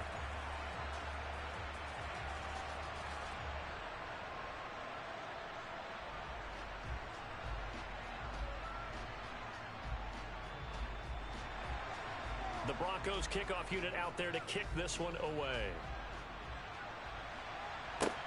Fielded just outside the goal line. And he'll be stopped up at the 25. So here are the Bears now for their opening drive. At a glance at the man under center at 6'5", he always demands attention. If you ask coaches at any level to design their ideal leader of a team, I think they're going to check every box with this guy. He's got the poise to handle responsibility. He stays calm under any kind of pressure, and he brings out the best of his teammates each and every week. Ready?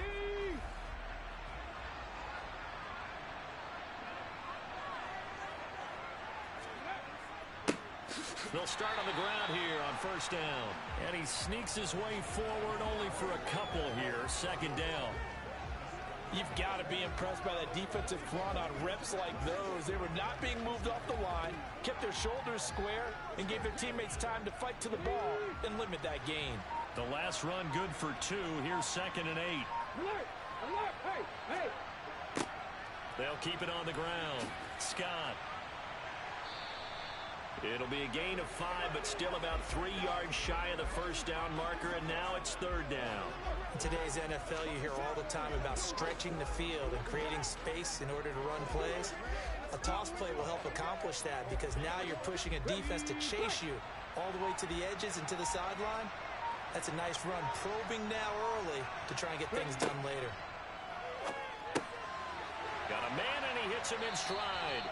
And he will have the Bears first down, and he was able to get it by plenty. A gain of 8 on 3rd and 3. When you give up points on the opening drive, in this case a field goal, you'd hate to go 3 and out. They avoid that. They do, and it's also walking that fine line mentally, too, as a coach, isn't it? Because you want to emphasize to your team exactly what you said. All right, we gave up a field goal. Let's go back and at least equal that, guys. But if we don't, you don't want them to feel like it's the end of the world either. Nice that they were able to pick up the first down there, help them relax a little bit. Counting down toward the midway point in quarter 1.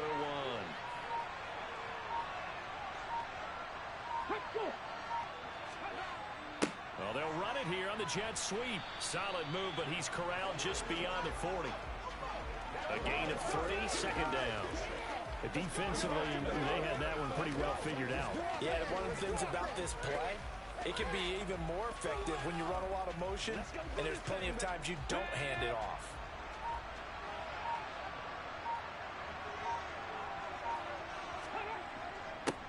On 2nd down, it's Scott. And 3 yards there takes him to the 45. Well, at that rate, picking up 3 yards a carry, you and I both know that doesn't cut it in this league and trying to get first downs unless you're playing 4-down football. Then that's a whole different situation, but I don't think that's what they're trying to do here. 3rd and 4, though, is still manageable. In search of 4 yards here to pick up the first down. Now it's Jackson. That's complete. It's Collins. And he will have the Bears first down as they're able to get the 3rd down conversion. I know I'm an old defender, but I got to give credit where credit's due. That was smart play calling right there at 3rd and 4. They didn't need to do too much. Just let their guy get out there and sit down in the zone. And they hit him for the completion for the first down.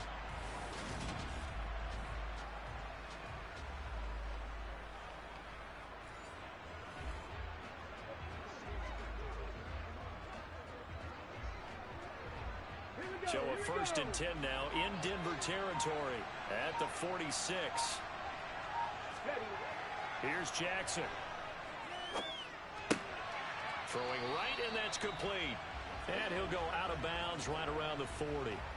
So the completion good for 6 yards, and it'll be 2nd down. I always laugh when people say, what's the toughest route to defend? And I'm like, any of them, especially if it's a good receiver.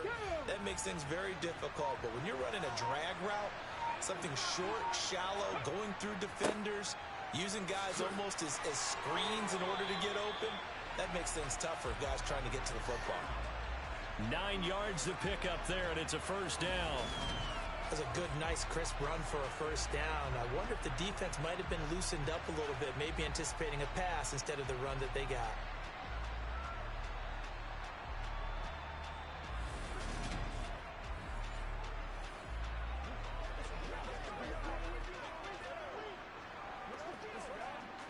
Line of scrimmage, the 31 now on 1st and 10.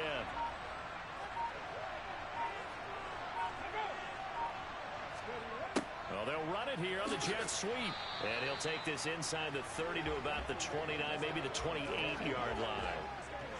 2 yards on the carry there. It'll be 2nd down.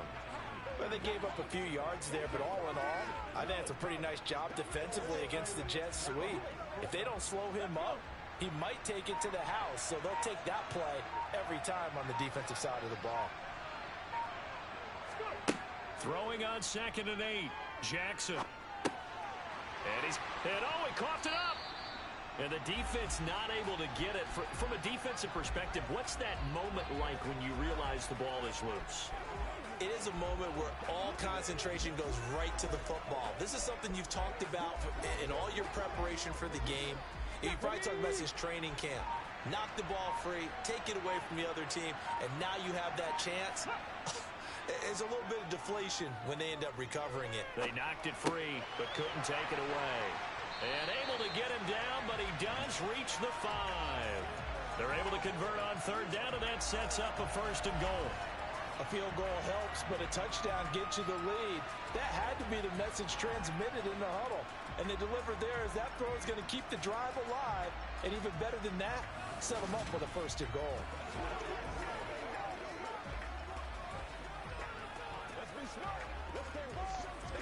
So another third down conversion, and now they've got a 1st and goal. Up the middle they go. Scott, and he'll get into the end zone. Touchdown, Chicago. A 5-yard touchdown run. And the Bears have answered that early field goal to take a first-quarter lead. Well, first quarter, maybe too early to talk about statement drives, Charles, but that sure seemed like a statement drive right there. Well, if we're going to talk about statement drives, I think what they're saying is we're going to establish the run. They gave it to him early and often on this drive, and he wound up taking it into the end zone.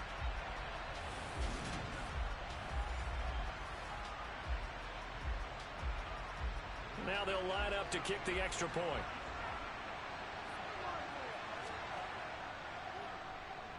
He's got it. They'll see that opening drive field goal and raise it a touchdown, and that makes it 7-3. So that drive, 12 plays in length, and it's finished off with a 5-yard touchdown run.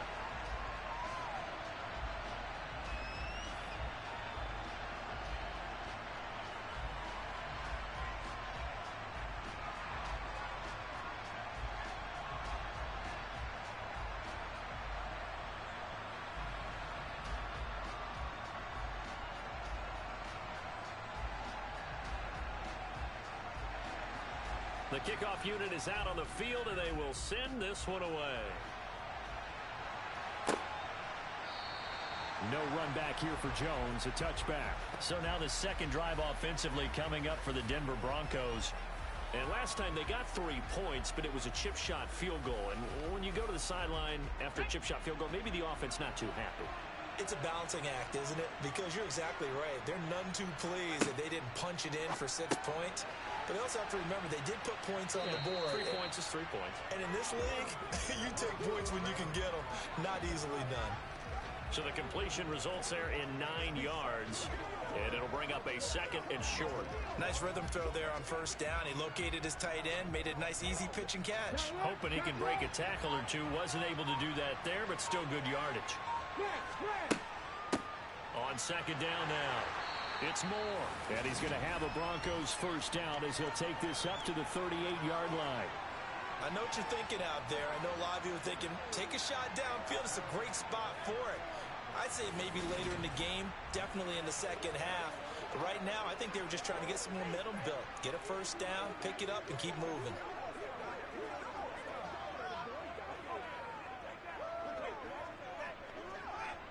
So here's a 1st and 10 at the 38.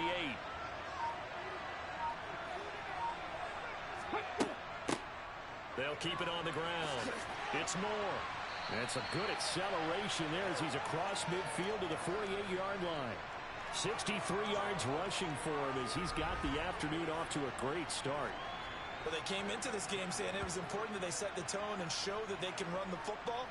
I believe that they've done that here in the first quarter.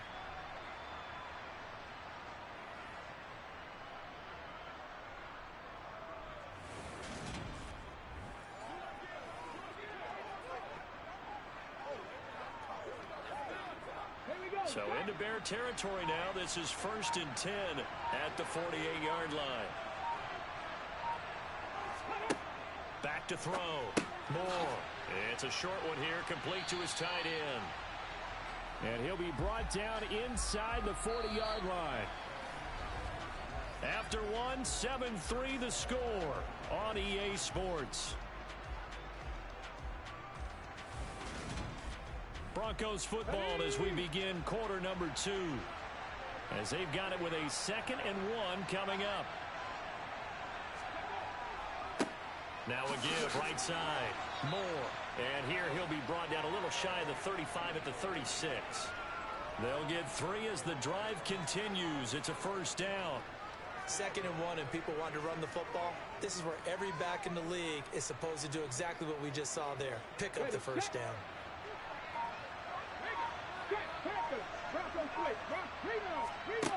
They'll look to throw now on first down. And he'll take this beyond the line of scrimmage as he slides to a hole. He'll get 5 out of the scramble. It's 2nd down. They made a nice effort to stick him with a loss for that play, but it's going to take more than that to keep him from advancing the ball. Should be an entertaining battle anytime he tucks and runs over the second half of this contest. He'll decide to keep this once more. And he's able to get it down to the 25-yard line. A solid gain of 7 yards that time on the keeper and a first down. A nice run there. He calls his own number, gets the first down, and then slides to a stop before he has to take any contact. And that absolutely has to please this coaching staff because you know they've been drilling into his head. You're no good to us on the sidelines if you're not playing, right? If you have to be over here full-time with us, that doesn't work so well. We need you on the field, so sliding like that, they'll take that every time. They had to settle for 3 last drive, hoping this second go-around ends in 6. In good position, 1st and 10. Throw left side complete. That's 4th. And they work this near the 5. He'll be stopped at the 6. That puts him in excellent position, 1st and goal after a gain of 19. And this has been a nice answer to the touchdown drive against them a few minutes ago because they've come out and reestablished the tempo. A nice throw there, and they're putting together a very strong drive as a response.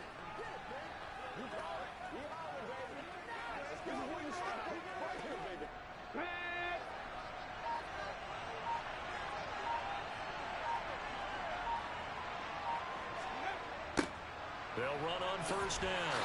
It's Moore, and he goes backwards on this one, losing yardage to the 7. It's a loss of 2 there, bringing up 2nd down. The short field shrinks even more with the type of bodies they brought in on that play. Those extra tight ends, they weren't able to secure their blocks, and that one ended up going backwards.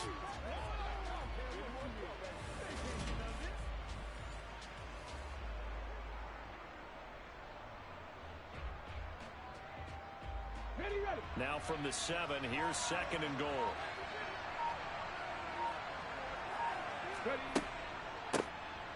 They'll keep it on the ground. It's Moore, and he will maneuver his way down to about the 7. The 2nd down play, not much better than the first, just a gain of 1 there.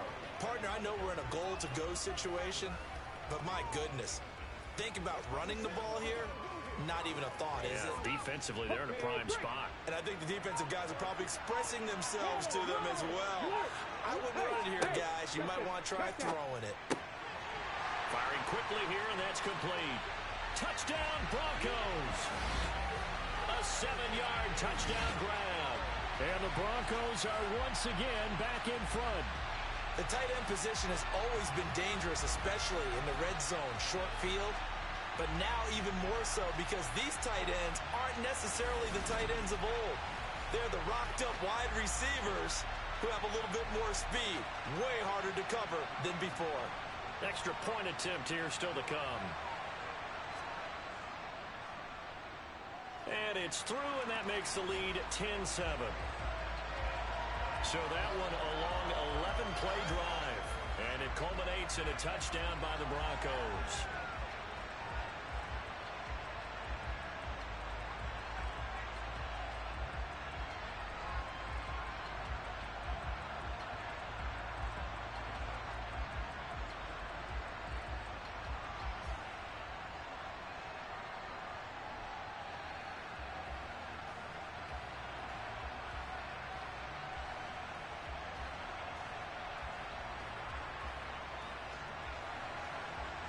Is the kickoff unit as they run up and send this one away.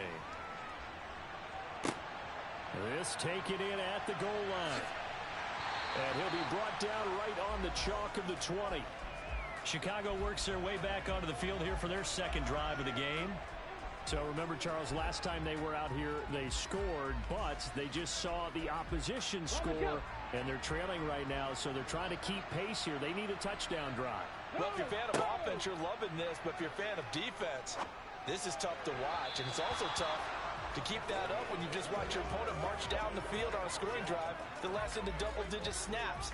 You need a score here, not just to follow the momentum from your last drive, but put the onus back on your opponent. And that's what they're doing right now, swapping that onus back and forth.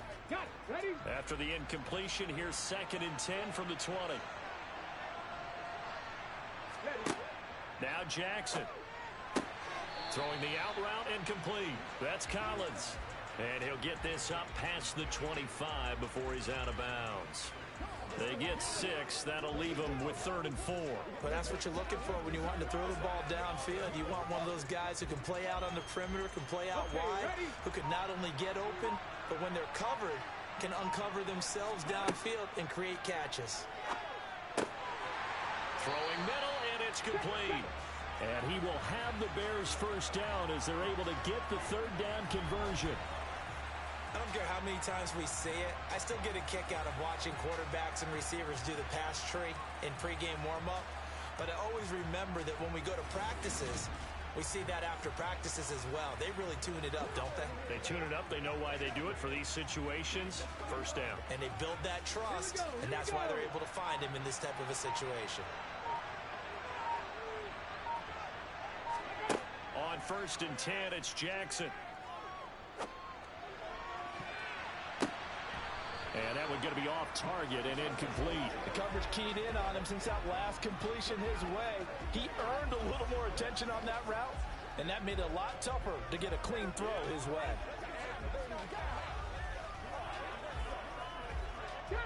So now 2nd and 10 after the incompletion on 1st down.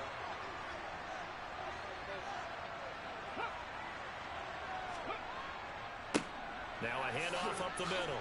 It's Scott. And a pretty little juke move there on a nice gain. 9 yards, and that leaves him just short, so it'll be 3rd and less than a yard. So from 2nd and long, now we go to 3rd and very manageable. Yeah, they love that phrase, don't they? Because as an offensive coordinator, you can keep people a little bit off balance and guessing because you don't have to throw it. You can come back with a strong run game if you want to. And if you're in 4-down territory, that really opens things up for you. The offense on 3rd down tonight, a perfect 4 for 4 thus far. They're looking at 3rd and a few inches. And they're going to get this to about the 44-yard line. Did you see that route the way that I did?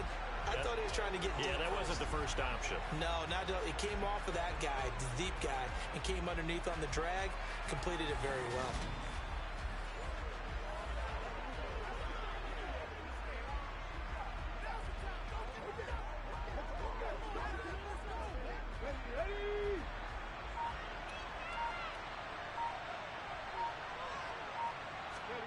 Jackson on 1st down. Allen's got it over the middle. And they're going to get this down near the 35-yard line. Completion was given up, but that's why you play zone defense, so that you can have people around the ball when it's caught, and you don't give up much run after the catch. On the check.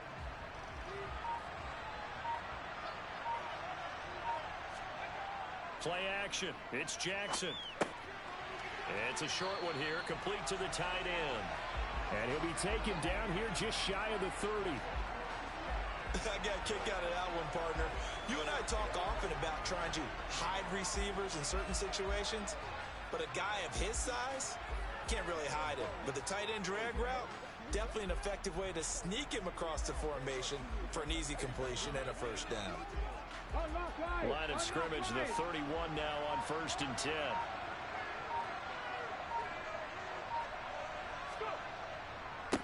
They'll try the left side.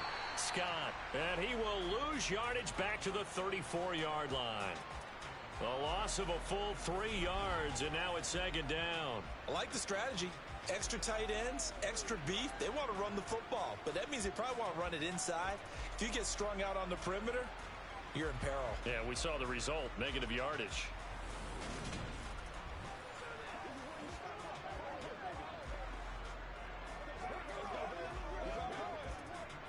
That loss of 3, a rare stumble on a promising drive. Here's 2nd and 13. Jackson. He finds his man, complete. It's Collins. Touchdown, Chicago! A great play there. 34 yards as his guys have now moved out in front. And there they got him the ball. Just get it to him, let him do the rest. You know, he probably said that to his quarterback as he broke the huddle. I like the play call. Just get it to me. I'll take care of the rest of it. Helping out his rap, right? RAC. Run after catch, and he loves that, and he's going to carry that in at contract time. The call is to go for one and kick the extra point. And that makes it 14-10.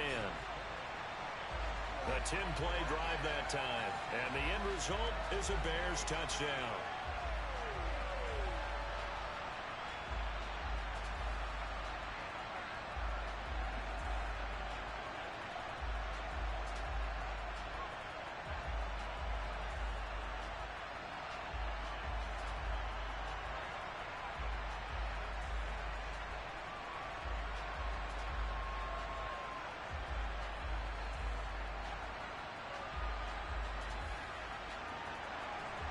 The Bears send the kicking team out there, and they will send this one away. This fielded right at the goal line. And he'll be tackled just shy of the 25. Their quarterback leading this offense back out. He threw a touchdown pass last time they had it. And he'll look to get him in the end zone again here as they start with a first down.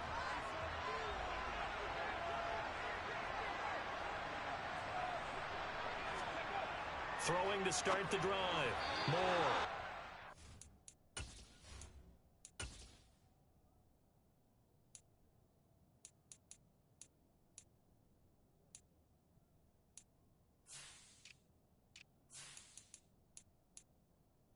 Off the mark, too far out in front, and it's incomplete.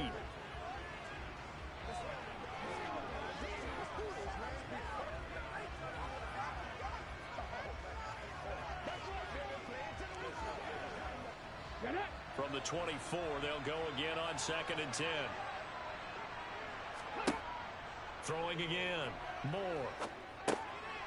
Now he'll dump it underneath to his running back, complete. And this will go as a gain of 7 as he gets it to the 30-yard line.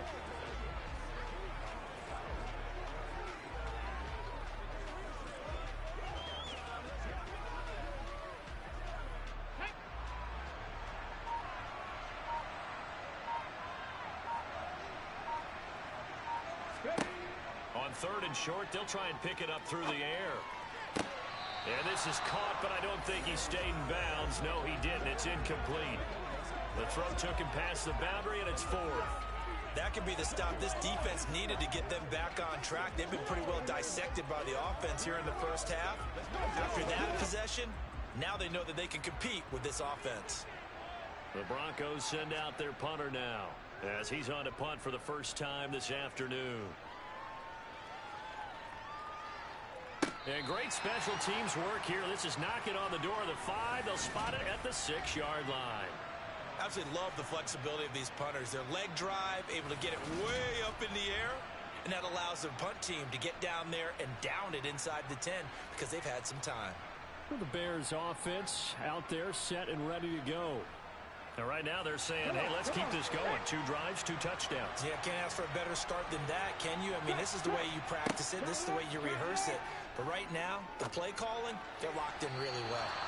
Throwing on 1st down, but this one winds up to be incomplete. I see the surprise in your face there, partner. That is a rare incompletion from him. He's been on point this entire game. He has percentage completion-wise way up. Not that time.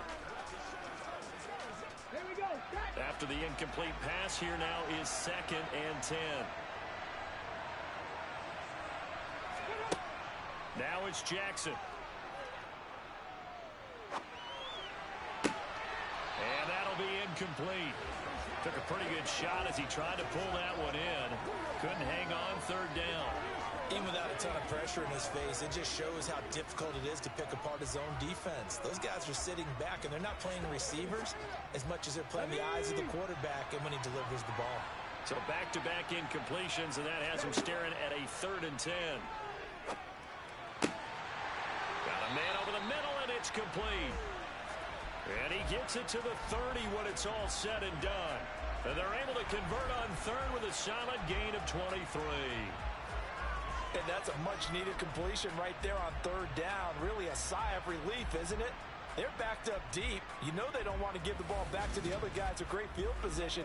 They needed that throw, that completion, that first down. Let's go now. So 1st and 10 now from the 30. Off the play fake. Here's Jackson. And it's incomplete. Boy, he doesn't drop many like that one. 2nd down. Right up to that point, I was about to say he's had a pretty good half catching the football, but let's just be honest about it.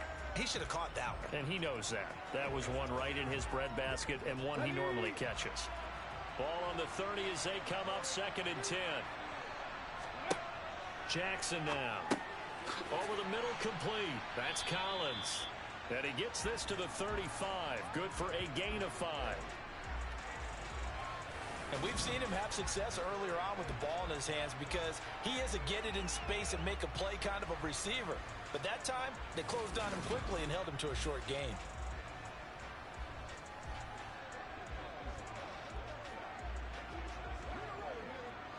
The Bears on 3rd down. Can't be any better than a perfect 6 for 6. This will be 3rd and 5. Oh, he's got a man wide open, complete. And this is going to be another first down as they'll make the tackle at the Broncos 37. That'll be marked as a 27-yard pickup. Press coverage on the outside, and for defenders, that's the ultimate risk reward. If you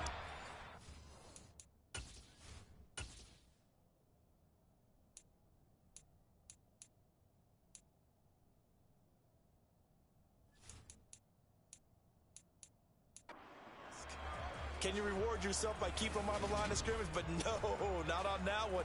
Got the step on him. Now it's just a matter of laying the ball out there for him to go get it.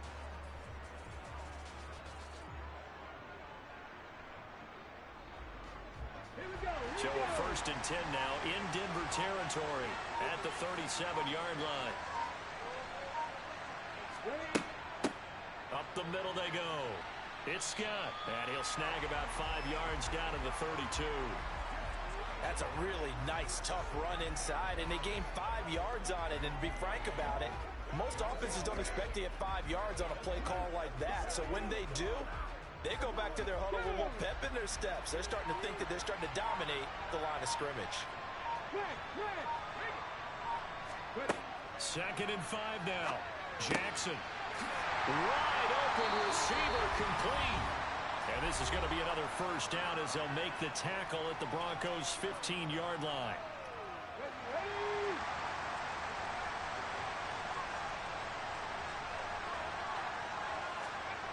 From the red zone now, they'll look to throw. He finds his man, complete. It's Collins. He's down inside the 10 to the 8, and it comes on a gain of 8.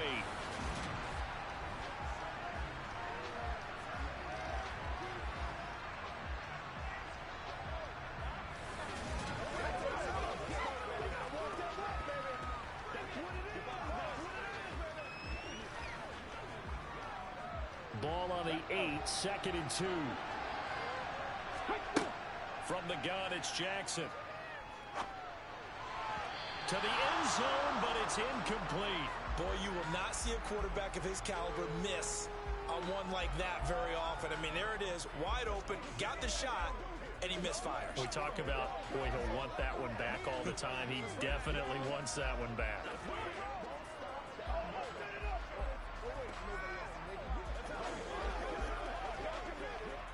After the incompletion, here now, 3rd and 2. To throw again is Jackson. He'll get this out wide to Scott. Now the Broncos are going to call the first of their timeouts as they'll head to the sideline and talk over what to do next.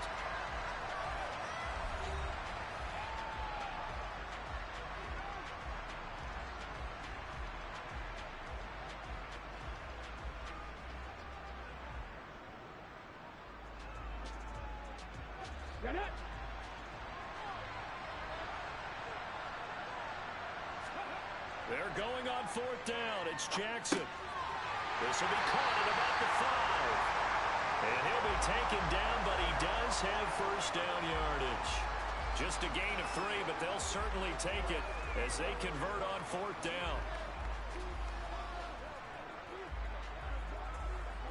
They scored touchdowns on drives 1 and 2, and now they're trying to make it a perfect 3 for 3 to start. And now we won't see a play on first down. We're going to get a timeout instead, as they'll stop it with just over a minute to go before halftime.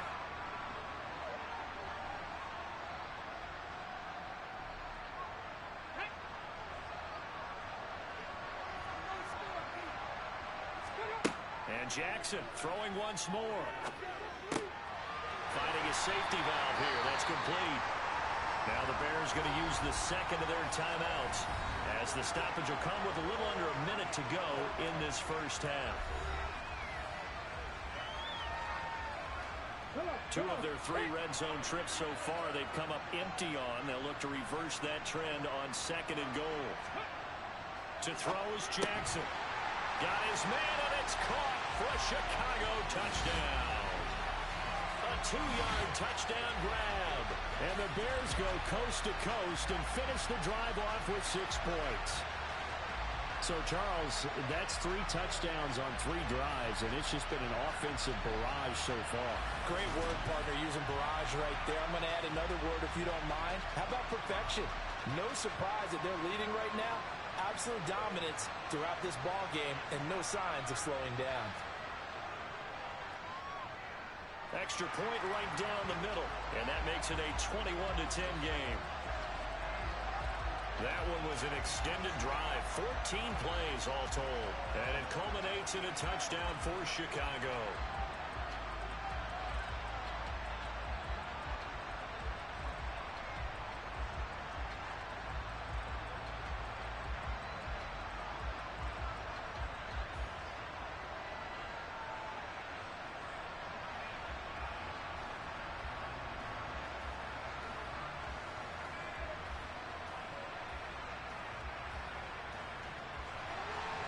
The Bears send the kicking team out there, and they will send this one away.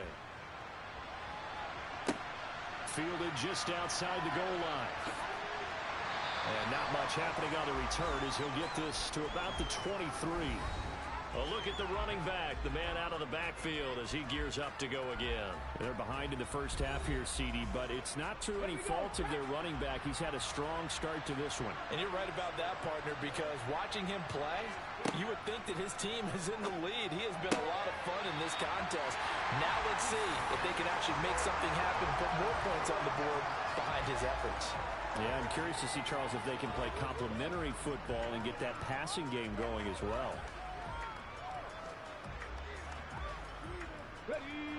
Once again, they'll go from the 23-yard line on 2nd and 10. Looking to throw. Moore. Complete. Smith has it. Now the Broncos going to use the second of their timeouts as they'll stop it with just over 40 seconds to go in the first half.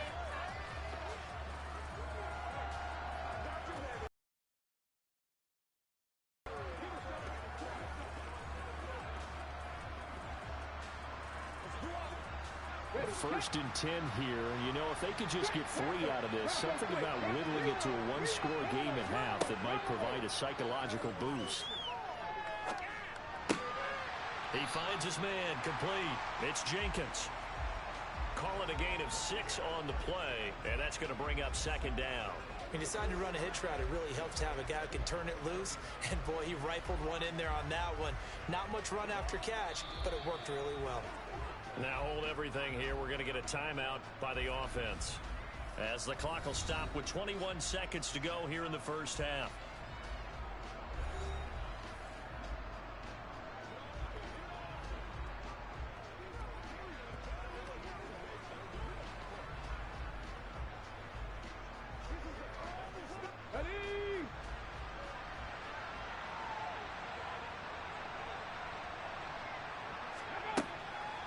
Again, he'll drop to throw. And this one is incomplete. fair to say it hasn't been his best game throwing the football, but also not getting a lot of help out there either. Yeah, you nailed it pretty well, you know. He's got to throw it better, got to get more help. Obviously one that should have been caught. They got to find a way to bring those two elements together so they can make some progress in this one. They'll look to throw again. And this is caught, but I don't think he stayed in bounds. No, he didn't. It's incomplete. The throw took him past the boundary, and it's fourth. You can tell they wanted to get that ball downfield. They had nothing working in the secondary, so he dropped it off to the running back. That one ended up incomplete. The Broncos send out their punter now, as he'll punt it away for the second time.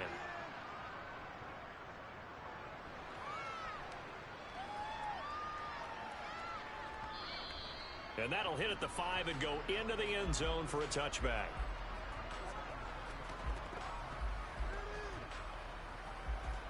Let's go now. So time perhaps for one final kneel down before they take this lead to the locker room. And with time running down, they go down to a knee. So we have reached halftime here in an 11-point contest. As we send you back across the Atlantic to Orlando, as we say Guten Tag to our guys standing by. That's Jonathan Coachman. Coach? All right, BG, thanks very much. And welcome one and all to our beautiful new downtown Orlando studios for this EA Sports Halftime Report. First order of business, though. Let's get a look at the next-gen stats in that first half for Denver. And they didn't get a whole lot accomplished through the air in those first two quarters of play. They'll need to up their game if they want to rally all the way back. All right, Coach, thank you, and we welcome everyone back for quarter number 3.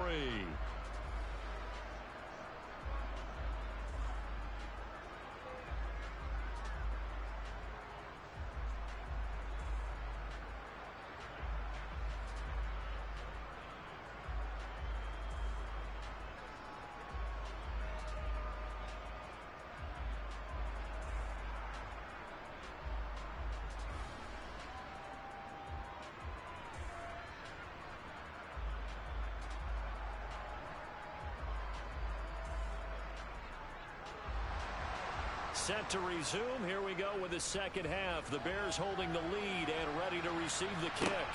Fielded just outside the goal line. And makes it across the 20 as his guys will set up shop at the 23-yard line. And the Bears offense set to go to begin the third quarter. As this offense takes the field to begin the opening drive of the second half, Charles, remember that first half, good through the air and really all around an outstanding offensive performance. Absolutely. They reached the end zone several times. The passing game working awfully well, and most importantly, partner, yeah, they went to the tunnel with a lead. They come back out with that lead. Absolutely. NFL coaches, we know they're perfectionists in a lot of ways, but they had to like what they saw in that first half. Second and 9.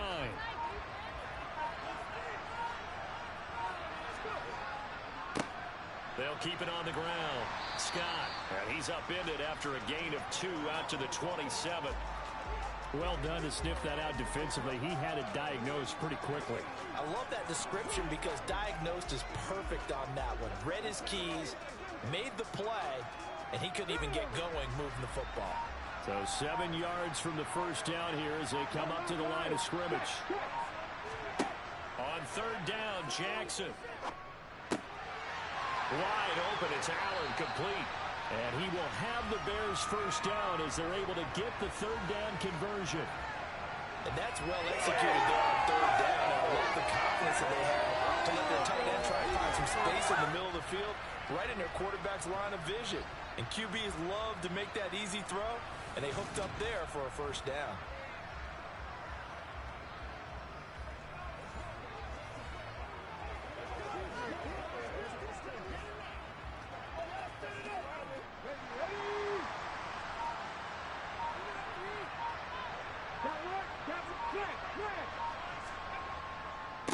On first down, it's Scott. Oh, what a move. And he'll be out of bounds just shy of the 40.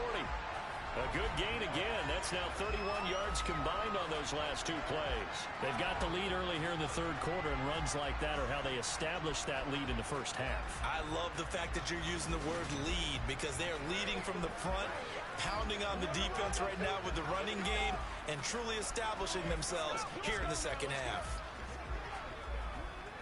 So a 1st and 10 now in Denver territory at the 42-yard line. Throwing is Jackson.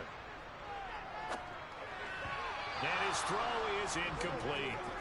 Well, they've been back on their heels a little bit here on this drive, but a chance to exhale just a little bit there with incompletion on first down.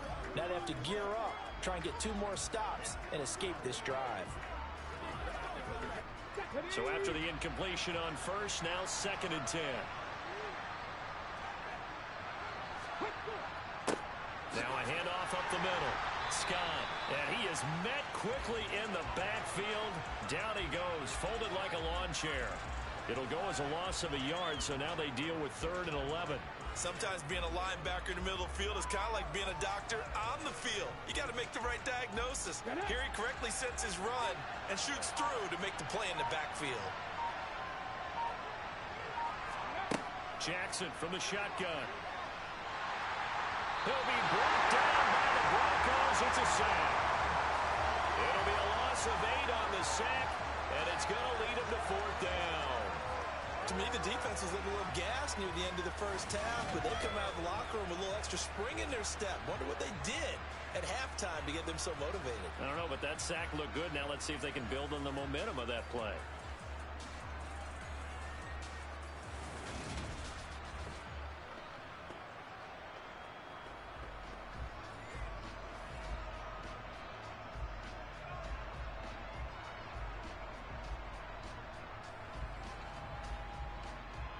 Here comes the Bears punter now.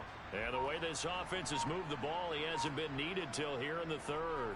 He gets this away. It's a good one, drawing toward the sidelines. That one sails out of bounds. The side judge will walk it off. And he says it went out of bounds at the 9-yard line. Nice punt.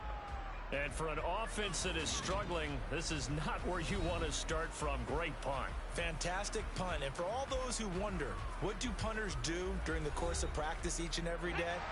The best ones do what we just saw there. Work on positioning the football and helping their team. Now Moore. And that is caught on the right sideline, but out of bounds, says the line judge. The throw took him a little too far. It's 2nd down. Certainly appeared to take away his first read, and by the time he tried to look elsewhere and find an open target, the coverage was too good. That one falls incomplete. An incomplete pass on first down. That leads to a 2nd and 10. Moore now. He finds his man, complete. That's Jenkins. 9 yards, not quite enough, and they'll be left now with 3rd and 1. Good throw, good catch, but I really like the route. The drag and being able to run away from defenders, hard to stick with them for that long. Yeah, better against man than zone, or?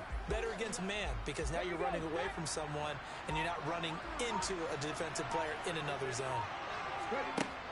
They'll look to throw for it on 3rd and 1. It's caught on the right side at Smith. And he will have a Broncos first down as they're able to get the 3rd down conversion. If you're going to blitz, likely going to leave you in man coverage with this guy, and that is less than ideal. It is, because just about any offense that has an elite receiver, if you blitz and have him in man coverage, you're going to him, even if he has an elite defender on him, because he usually knows where the ball is before the defender does.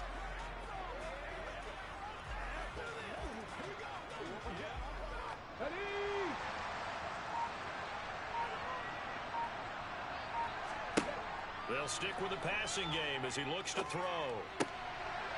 It's a short one here, complete to his tight end.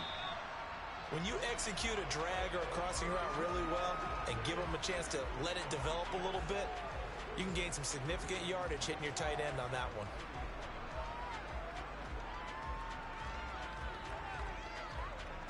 Three yards remain for 2nd down.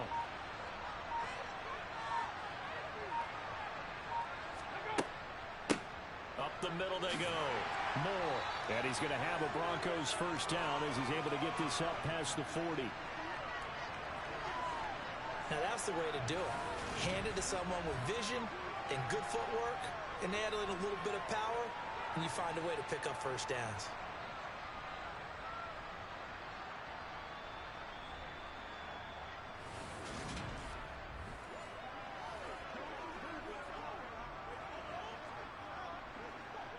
Two first downs have them up to the 41 now for 1st and 10.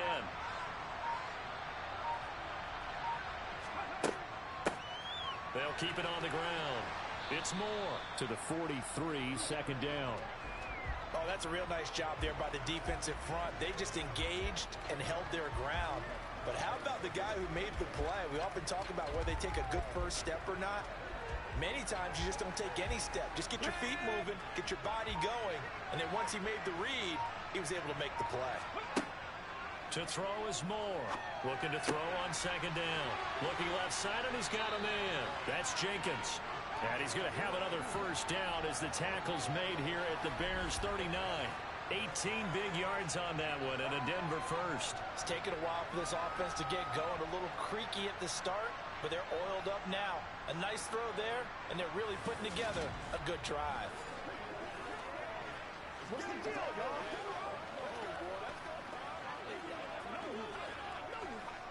So into Bear territory now. This is 1st and 10 at the 39-yard line. Back to throw. Moore. Throwing for his running back, and he's got him complete. And he's going to be taken down at about the 33. Just about every quarterback is trained to really look downfield first before you come back and make a nice, safe throw. And in this case, that's exactly what he did. Found his running back, let him create some space, and it turned out to be a nice play for the offense. Moore now to throw on 2nd down. And he'll be marked down right at the 20-yard line. And that's a more than acceptable read right there because it's zone coverage, so timing is everything. This time he waits for his man to come open, puts it right on him, and they pick up a first down.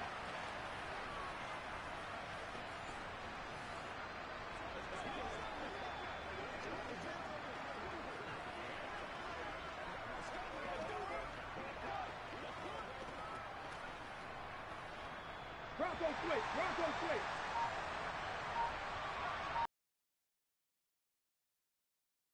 They'll run on 1st down. It's Moore. And he'll take this inside the 20 and down to the 18. 2 yards on the pickup there. It'll be 2nd and 8. That's a good play by the guys on the defensive side of the ball. Held them to a gain of 2. And that changes the playbook a little bit now for the guy calling plays. 2nd and 8. Now he's got to probably think about going to the air instead of maybe staying with the ground game. To throw on 2nd down. Moore. That's going to be caught at the 10-yard line. And the Broncos are going to have a 1st and goal as the tackle made at the 10-yard line. Well, he does have 1 touchdown in the game already, and while this one won't go for 6, it's enough to get him 1st and goal. But you and I both know he's going to be a little upset he didn't cross the goal line for a 2nd time in this one. Might want the ball here on the next play.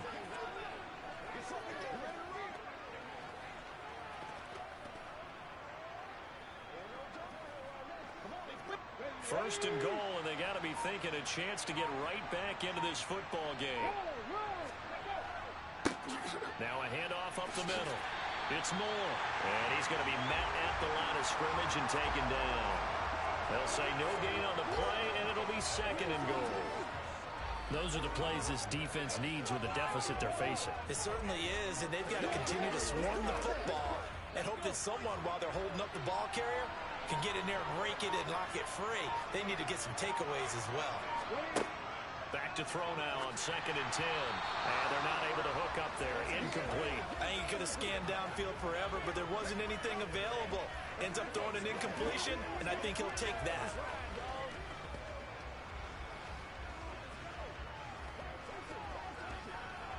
This has been a long drive. You got to figure a field goal would be a letdown. Can they convert now on 3rd and goal? Looking to throw. Moore.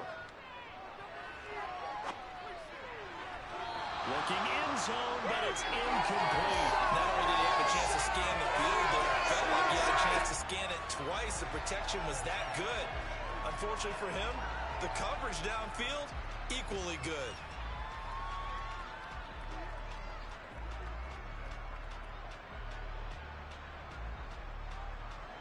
A field goal try forthcoming now for the Broncos.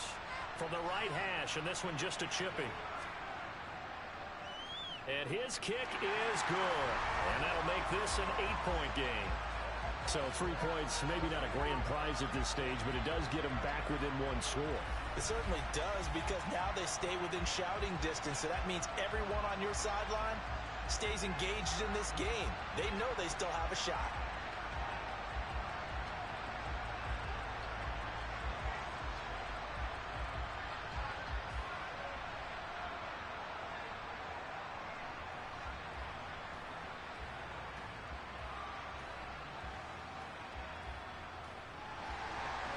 Set now to kick this one away, and off it goes. Fielded just outside the goal line. And able to get this out to the 25. Another drive coming up for this Chicago offense. Obviously not the intended goal last drive. They had to punt the football, but still they've got the lead here, and now a chance to add on to that lead if they can get points on this drive. 1st and 10 upcoming. They'll start this drive out on the ground. And a short pickup to about the 27. It'll be 2nd down. When we talk about defenders, specifically linebackers, keeping their eyes in the right spot, he had that eye down the entire time. And you know that's not easily done because they throw a lot of misdirection at you. They try and fool you and get your eyes in the wrong place. But you're right about that one. He correctly figured that one out and made a really nice play. Here's a throw to his running back. It's complete. Now 3rd down is looming. A pickup of 2 on 1st down and just 1 yard there. And that's a good job there by the corner. And we do talk about this a lot, that a lot of corners see their job as simply covering receivers. Tackling isn't everyone's thing. But in this case, he came up quickly and made a nice, sure tackle. Now it's Jackson. Open man here is Scott, complete. And he gets this one just shy of the 40. They'll mark him down at the 39. A Chicago 1st down there on a gain of 11. And when you have success throwing the football, the old cliche becomes true. The playbook opens up wide. And these screen passes, they become even more difficult to stop.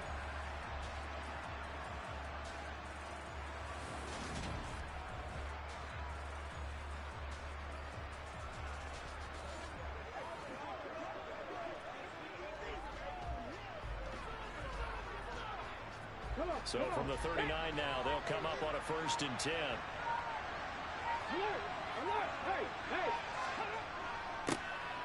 Up the middle they go. Pace. And he takes this up right near the 45-yard line. It's a 6-yard gain on the ground, and that'll make it 2nd and 4. Well, I think after that run, the defense getting back in the huddle and looking at each other and maybe starting to question their confidence a bit. They gave up a significant run, 6 yards, and now you're saying to yourself, how do we stop them, and do I have enough confidence to make a play? Jackson's throw taken in by Collins. And they're able to work this across midfield to the 48. And a good quarterback facing zone coverage. If he has just a little bit of time to survey the scene, that's what's going to happen. No doubt about it. If there's no pressure, he's going to continue to pick them apart because he'll have all that time to find someone open downfield. You can only cover for so long. So maybe they want to go to a zone blitz scheme, get a little bit more pressure. Remember when Carolina did that against Denver? They lost the game ultimately. They dropped the defensive end out, and he ended up with an interception in that game in Super Bowl 50. Maybe some sort of scheme like that to try and get more pressure at the passer. And that is going to do it for this 3rd quarter of action. We'll return with more after this. You're watching the NFL on EA Sports. On 1st down, Scott. And great blocking downfield as he's got this almost to the 35-yard line. 65 yards rushing for him in the ball game now on 14 carries. I think we're seeing the effect that runs like that are starting to have on this game. They're a little bit slower, that front 7 reacting to the football, almost like body blows in boxing, slowing them down, and they're really starting to take over in this game.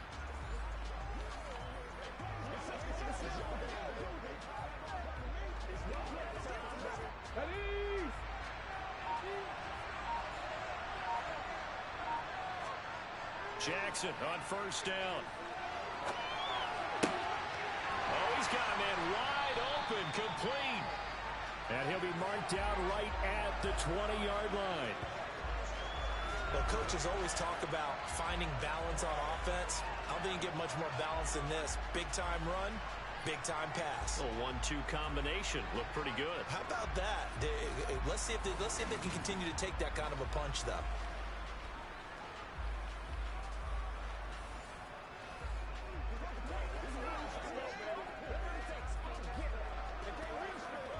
Let's go now.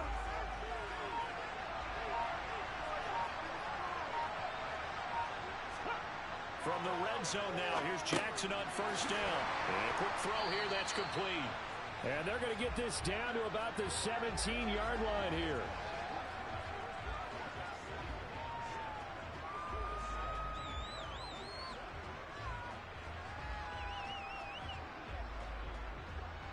So from the 17, here's 2nd and 7.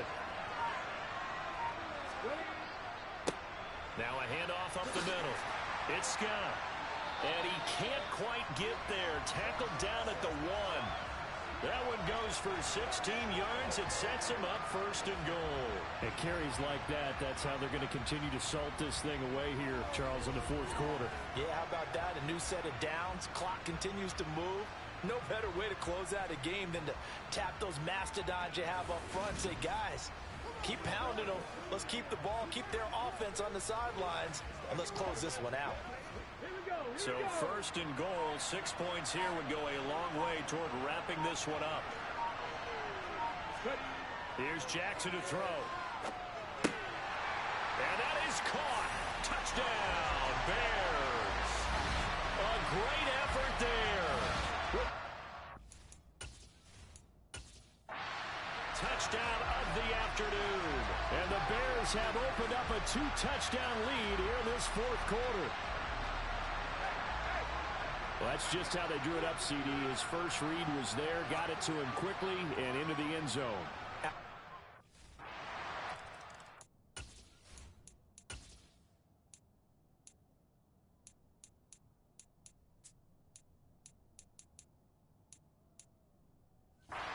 Execution by all involved, and the coordinator, got to give him credit, found the perfect play call. Quarterback let it fly as soon as the target came free, and his guy made a nice catch. Just how you draw it up in practice and then execute it in the game.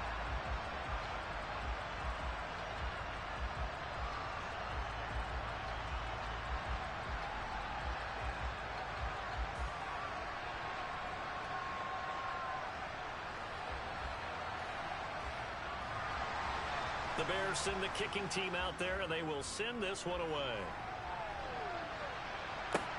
Fields it right around the goal line. And the tackle going to be made right there at the 25-yard line. And Denver getting set to take the field. And tough to win games if you're going field goal, field goal, field goal here. They got field goal last time. Now they'll be looking for a touchdown.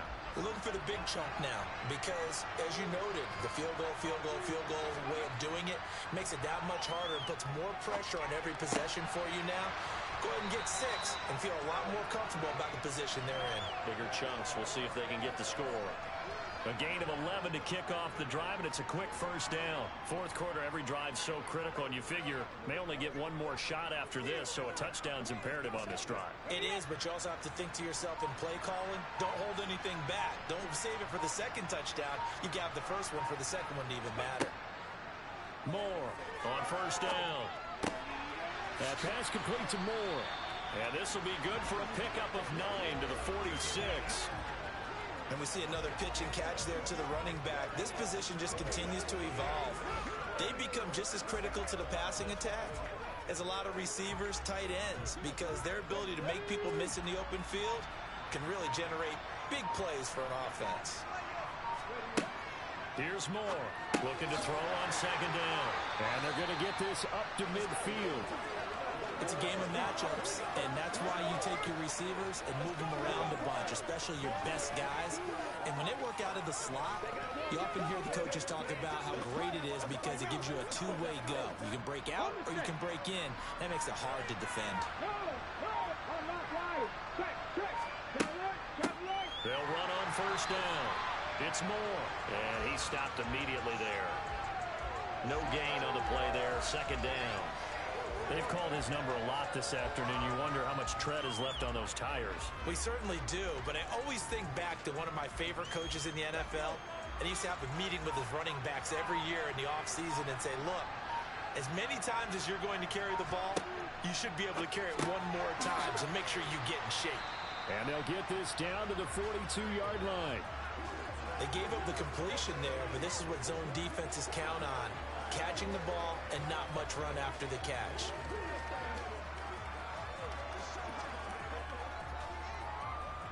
The Broncos on third down. 3 for 7 so far in this game. Here it's 3rd and 2.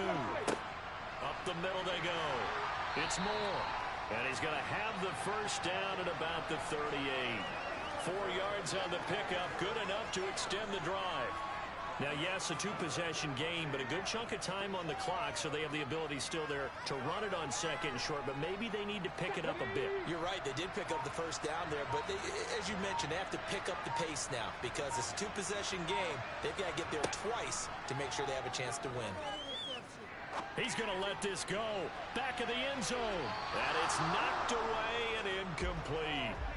Give it big credit for his coverage right there because when he saw the route break deep, he stayed in position to prevent a completion while avoiding any risk of a flag.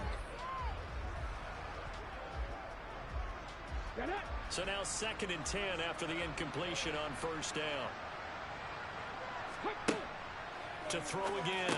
Moore. He finds his man. Complete. It's Jenkins. And he's going to be marked down just inside the 35.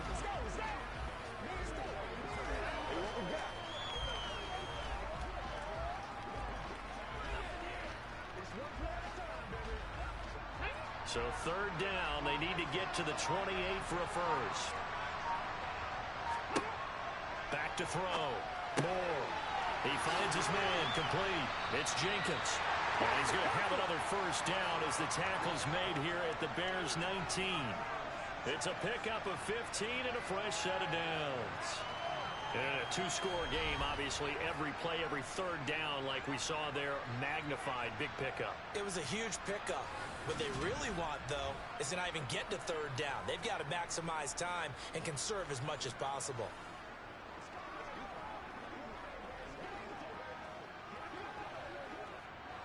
So here's a 1st and 10 now, down inside the 20.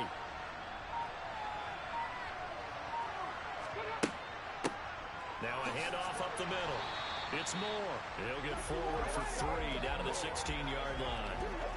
So where'd all that running room that he had in the first half go? Because it looks like it's drying up a little bit here. Someone made some adjustments, it appears, at least on this drive. 2nd down and 7.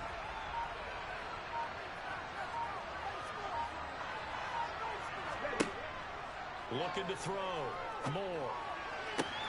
To the sideline, and wow, what a catch there. He doesn't get a lot, but he was able to get the feet down complete.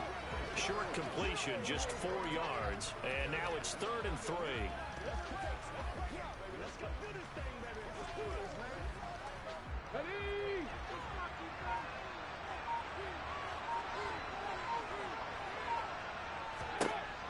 Operating from the gun, Moore. Eluding the pressure right. And he'll be taken down, but he does have first down yardage. 4 yards there as they let him out of the pocket, and he got enough for the first. Oh, man. Just when the D thought they had the answer for him, he went and changed the question. Surprises him by taking off himself. He's able to set up his offense pretty with a 1st and goal.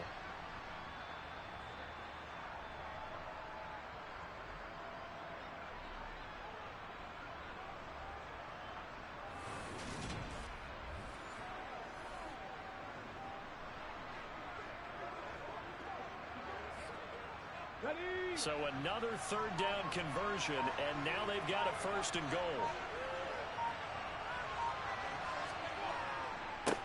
Up the middle they go. And now a fumble. The ball's out. And a big turnover there as his guys will get the football back.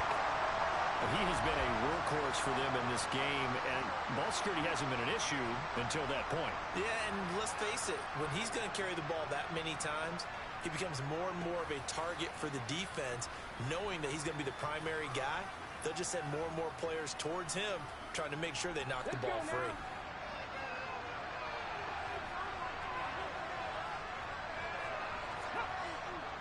They hand off to their big tight end.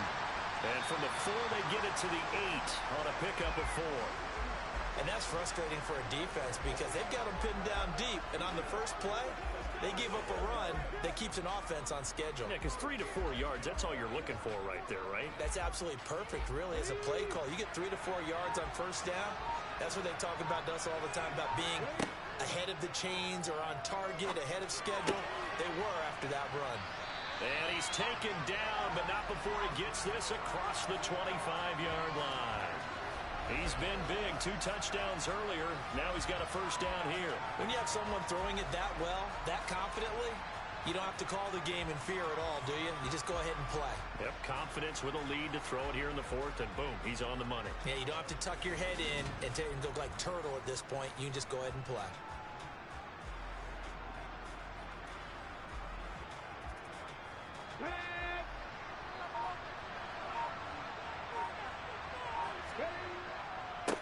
On first down, Scott. And that to the 30. It'll be second down.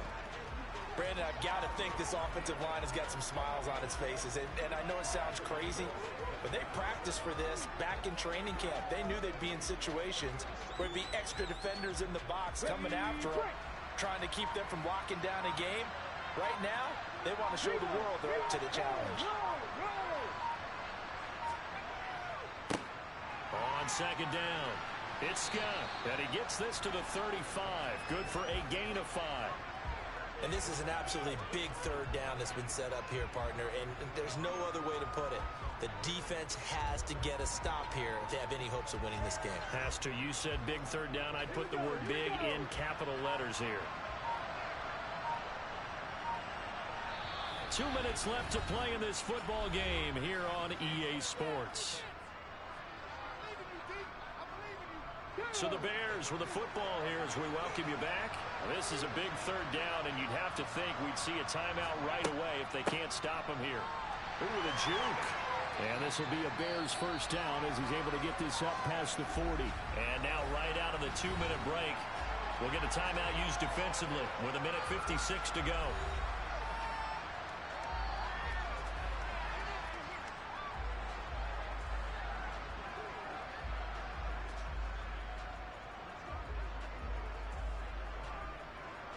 Two first downs have them up to the 41 now for 1st and 10. They'll keep it on the ground. Scott. And able to break one tackle, but then quickly brought down. But a nice little gain. Now the Broncos going to use the second of their timeouts. That'll leave them with just 1 remaining in this 4th quarter of play.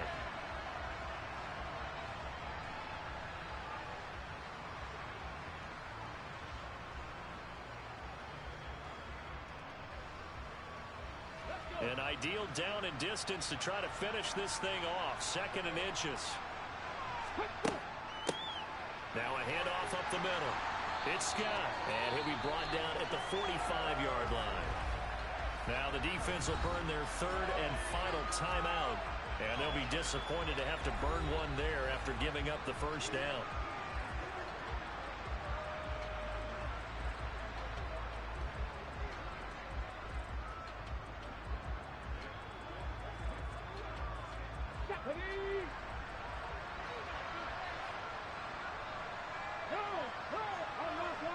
We'll see if the defense wants to stop it as they take the knee.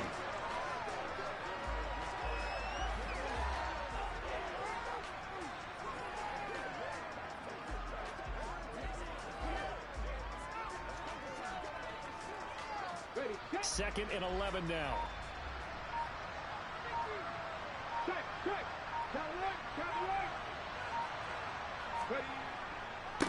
They'll try the left side. This one down near the 45-yard line. Charles, why didn't they just take the knee there? You're asking the question that I'm asking as well, because we've seen a lot of football where coaches decide maybe they get a little greedy. I don't know if they're doing it for stats or for what reason. We've seen it happen in college. And how about in the NFL? The miracle of the Meadowlands. All they had to do was take a knee and the game was over. The Giants ran it one more time. Ball popped free. Philadelphia picks it up and wins the game. What year was that? 1978. I think it was in November.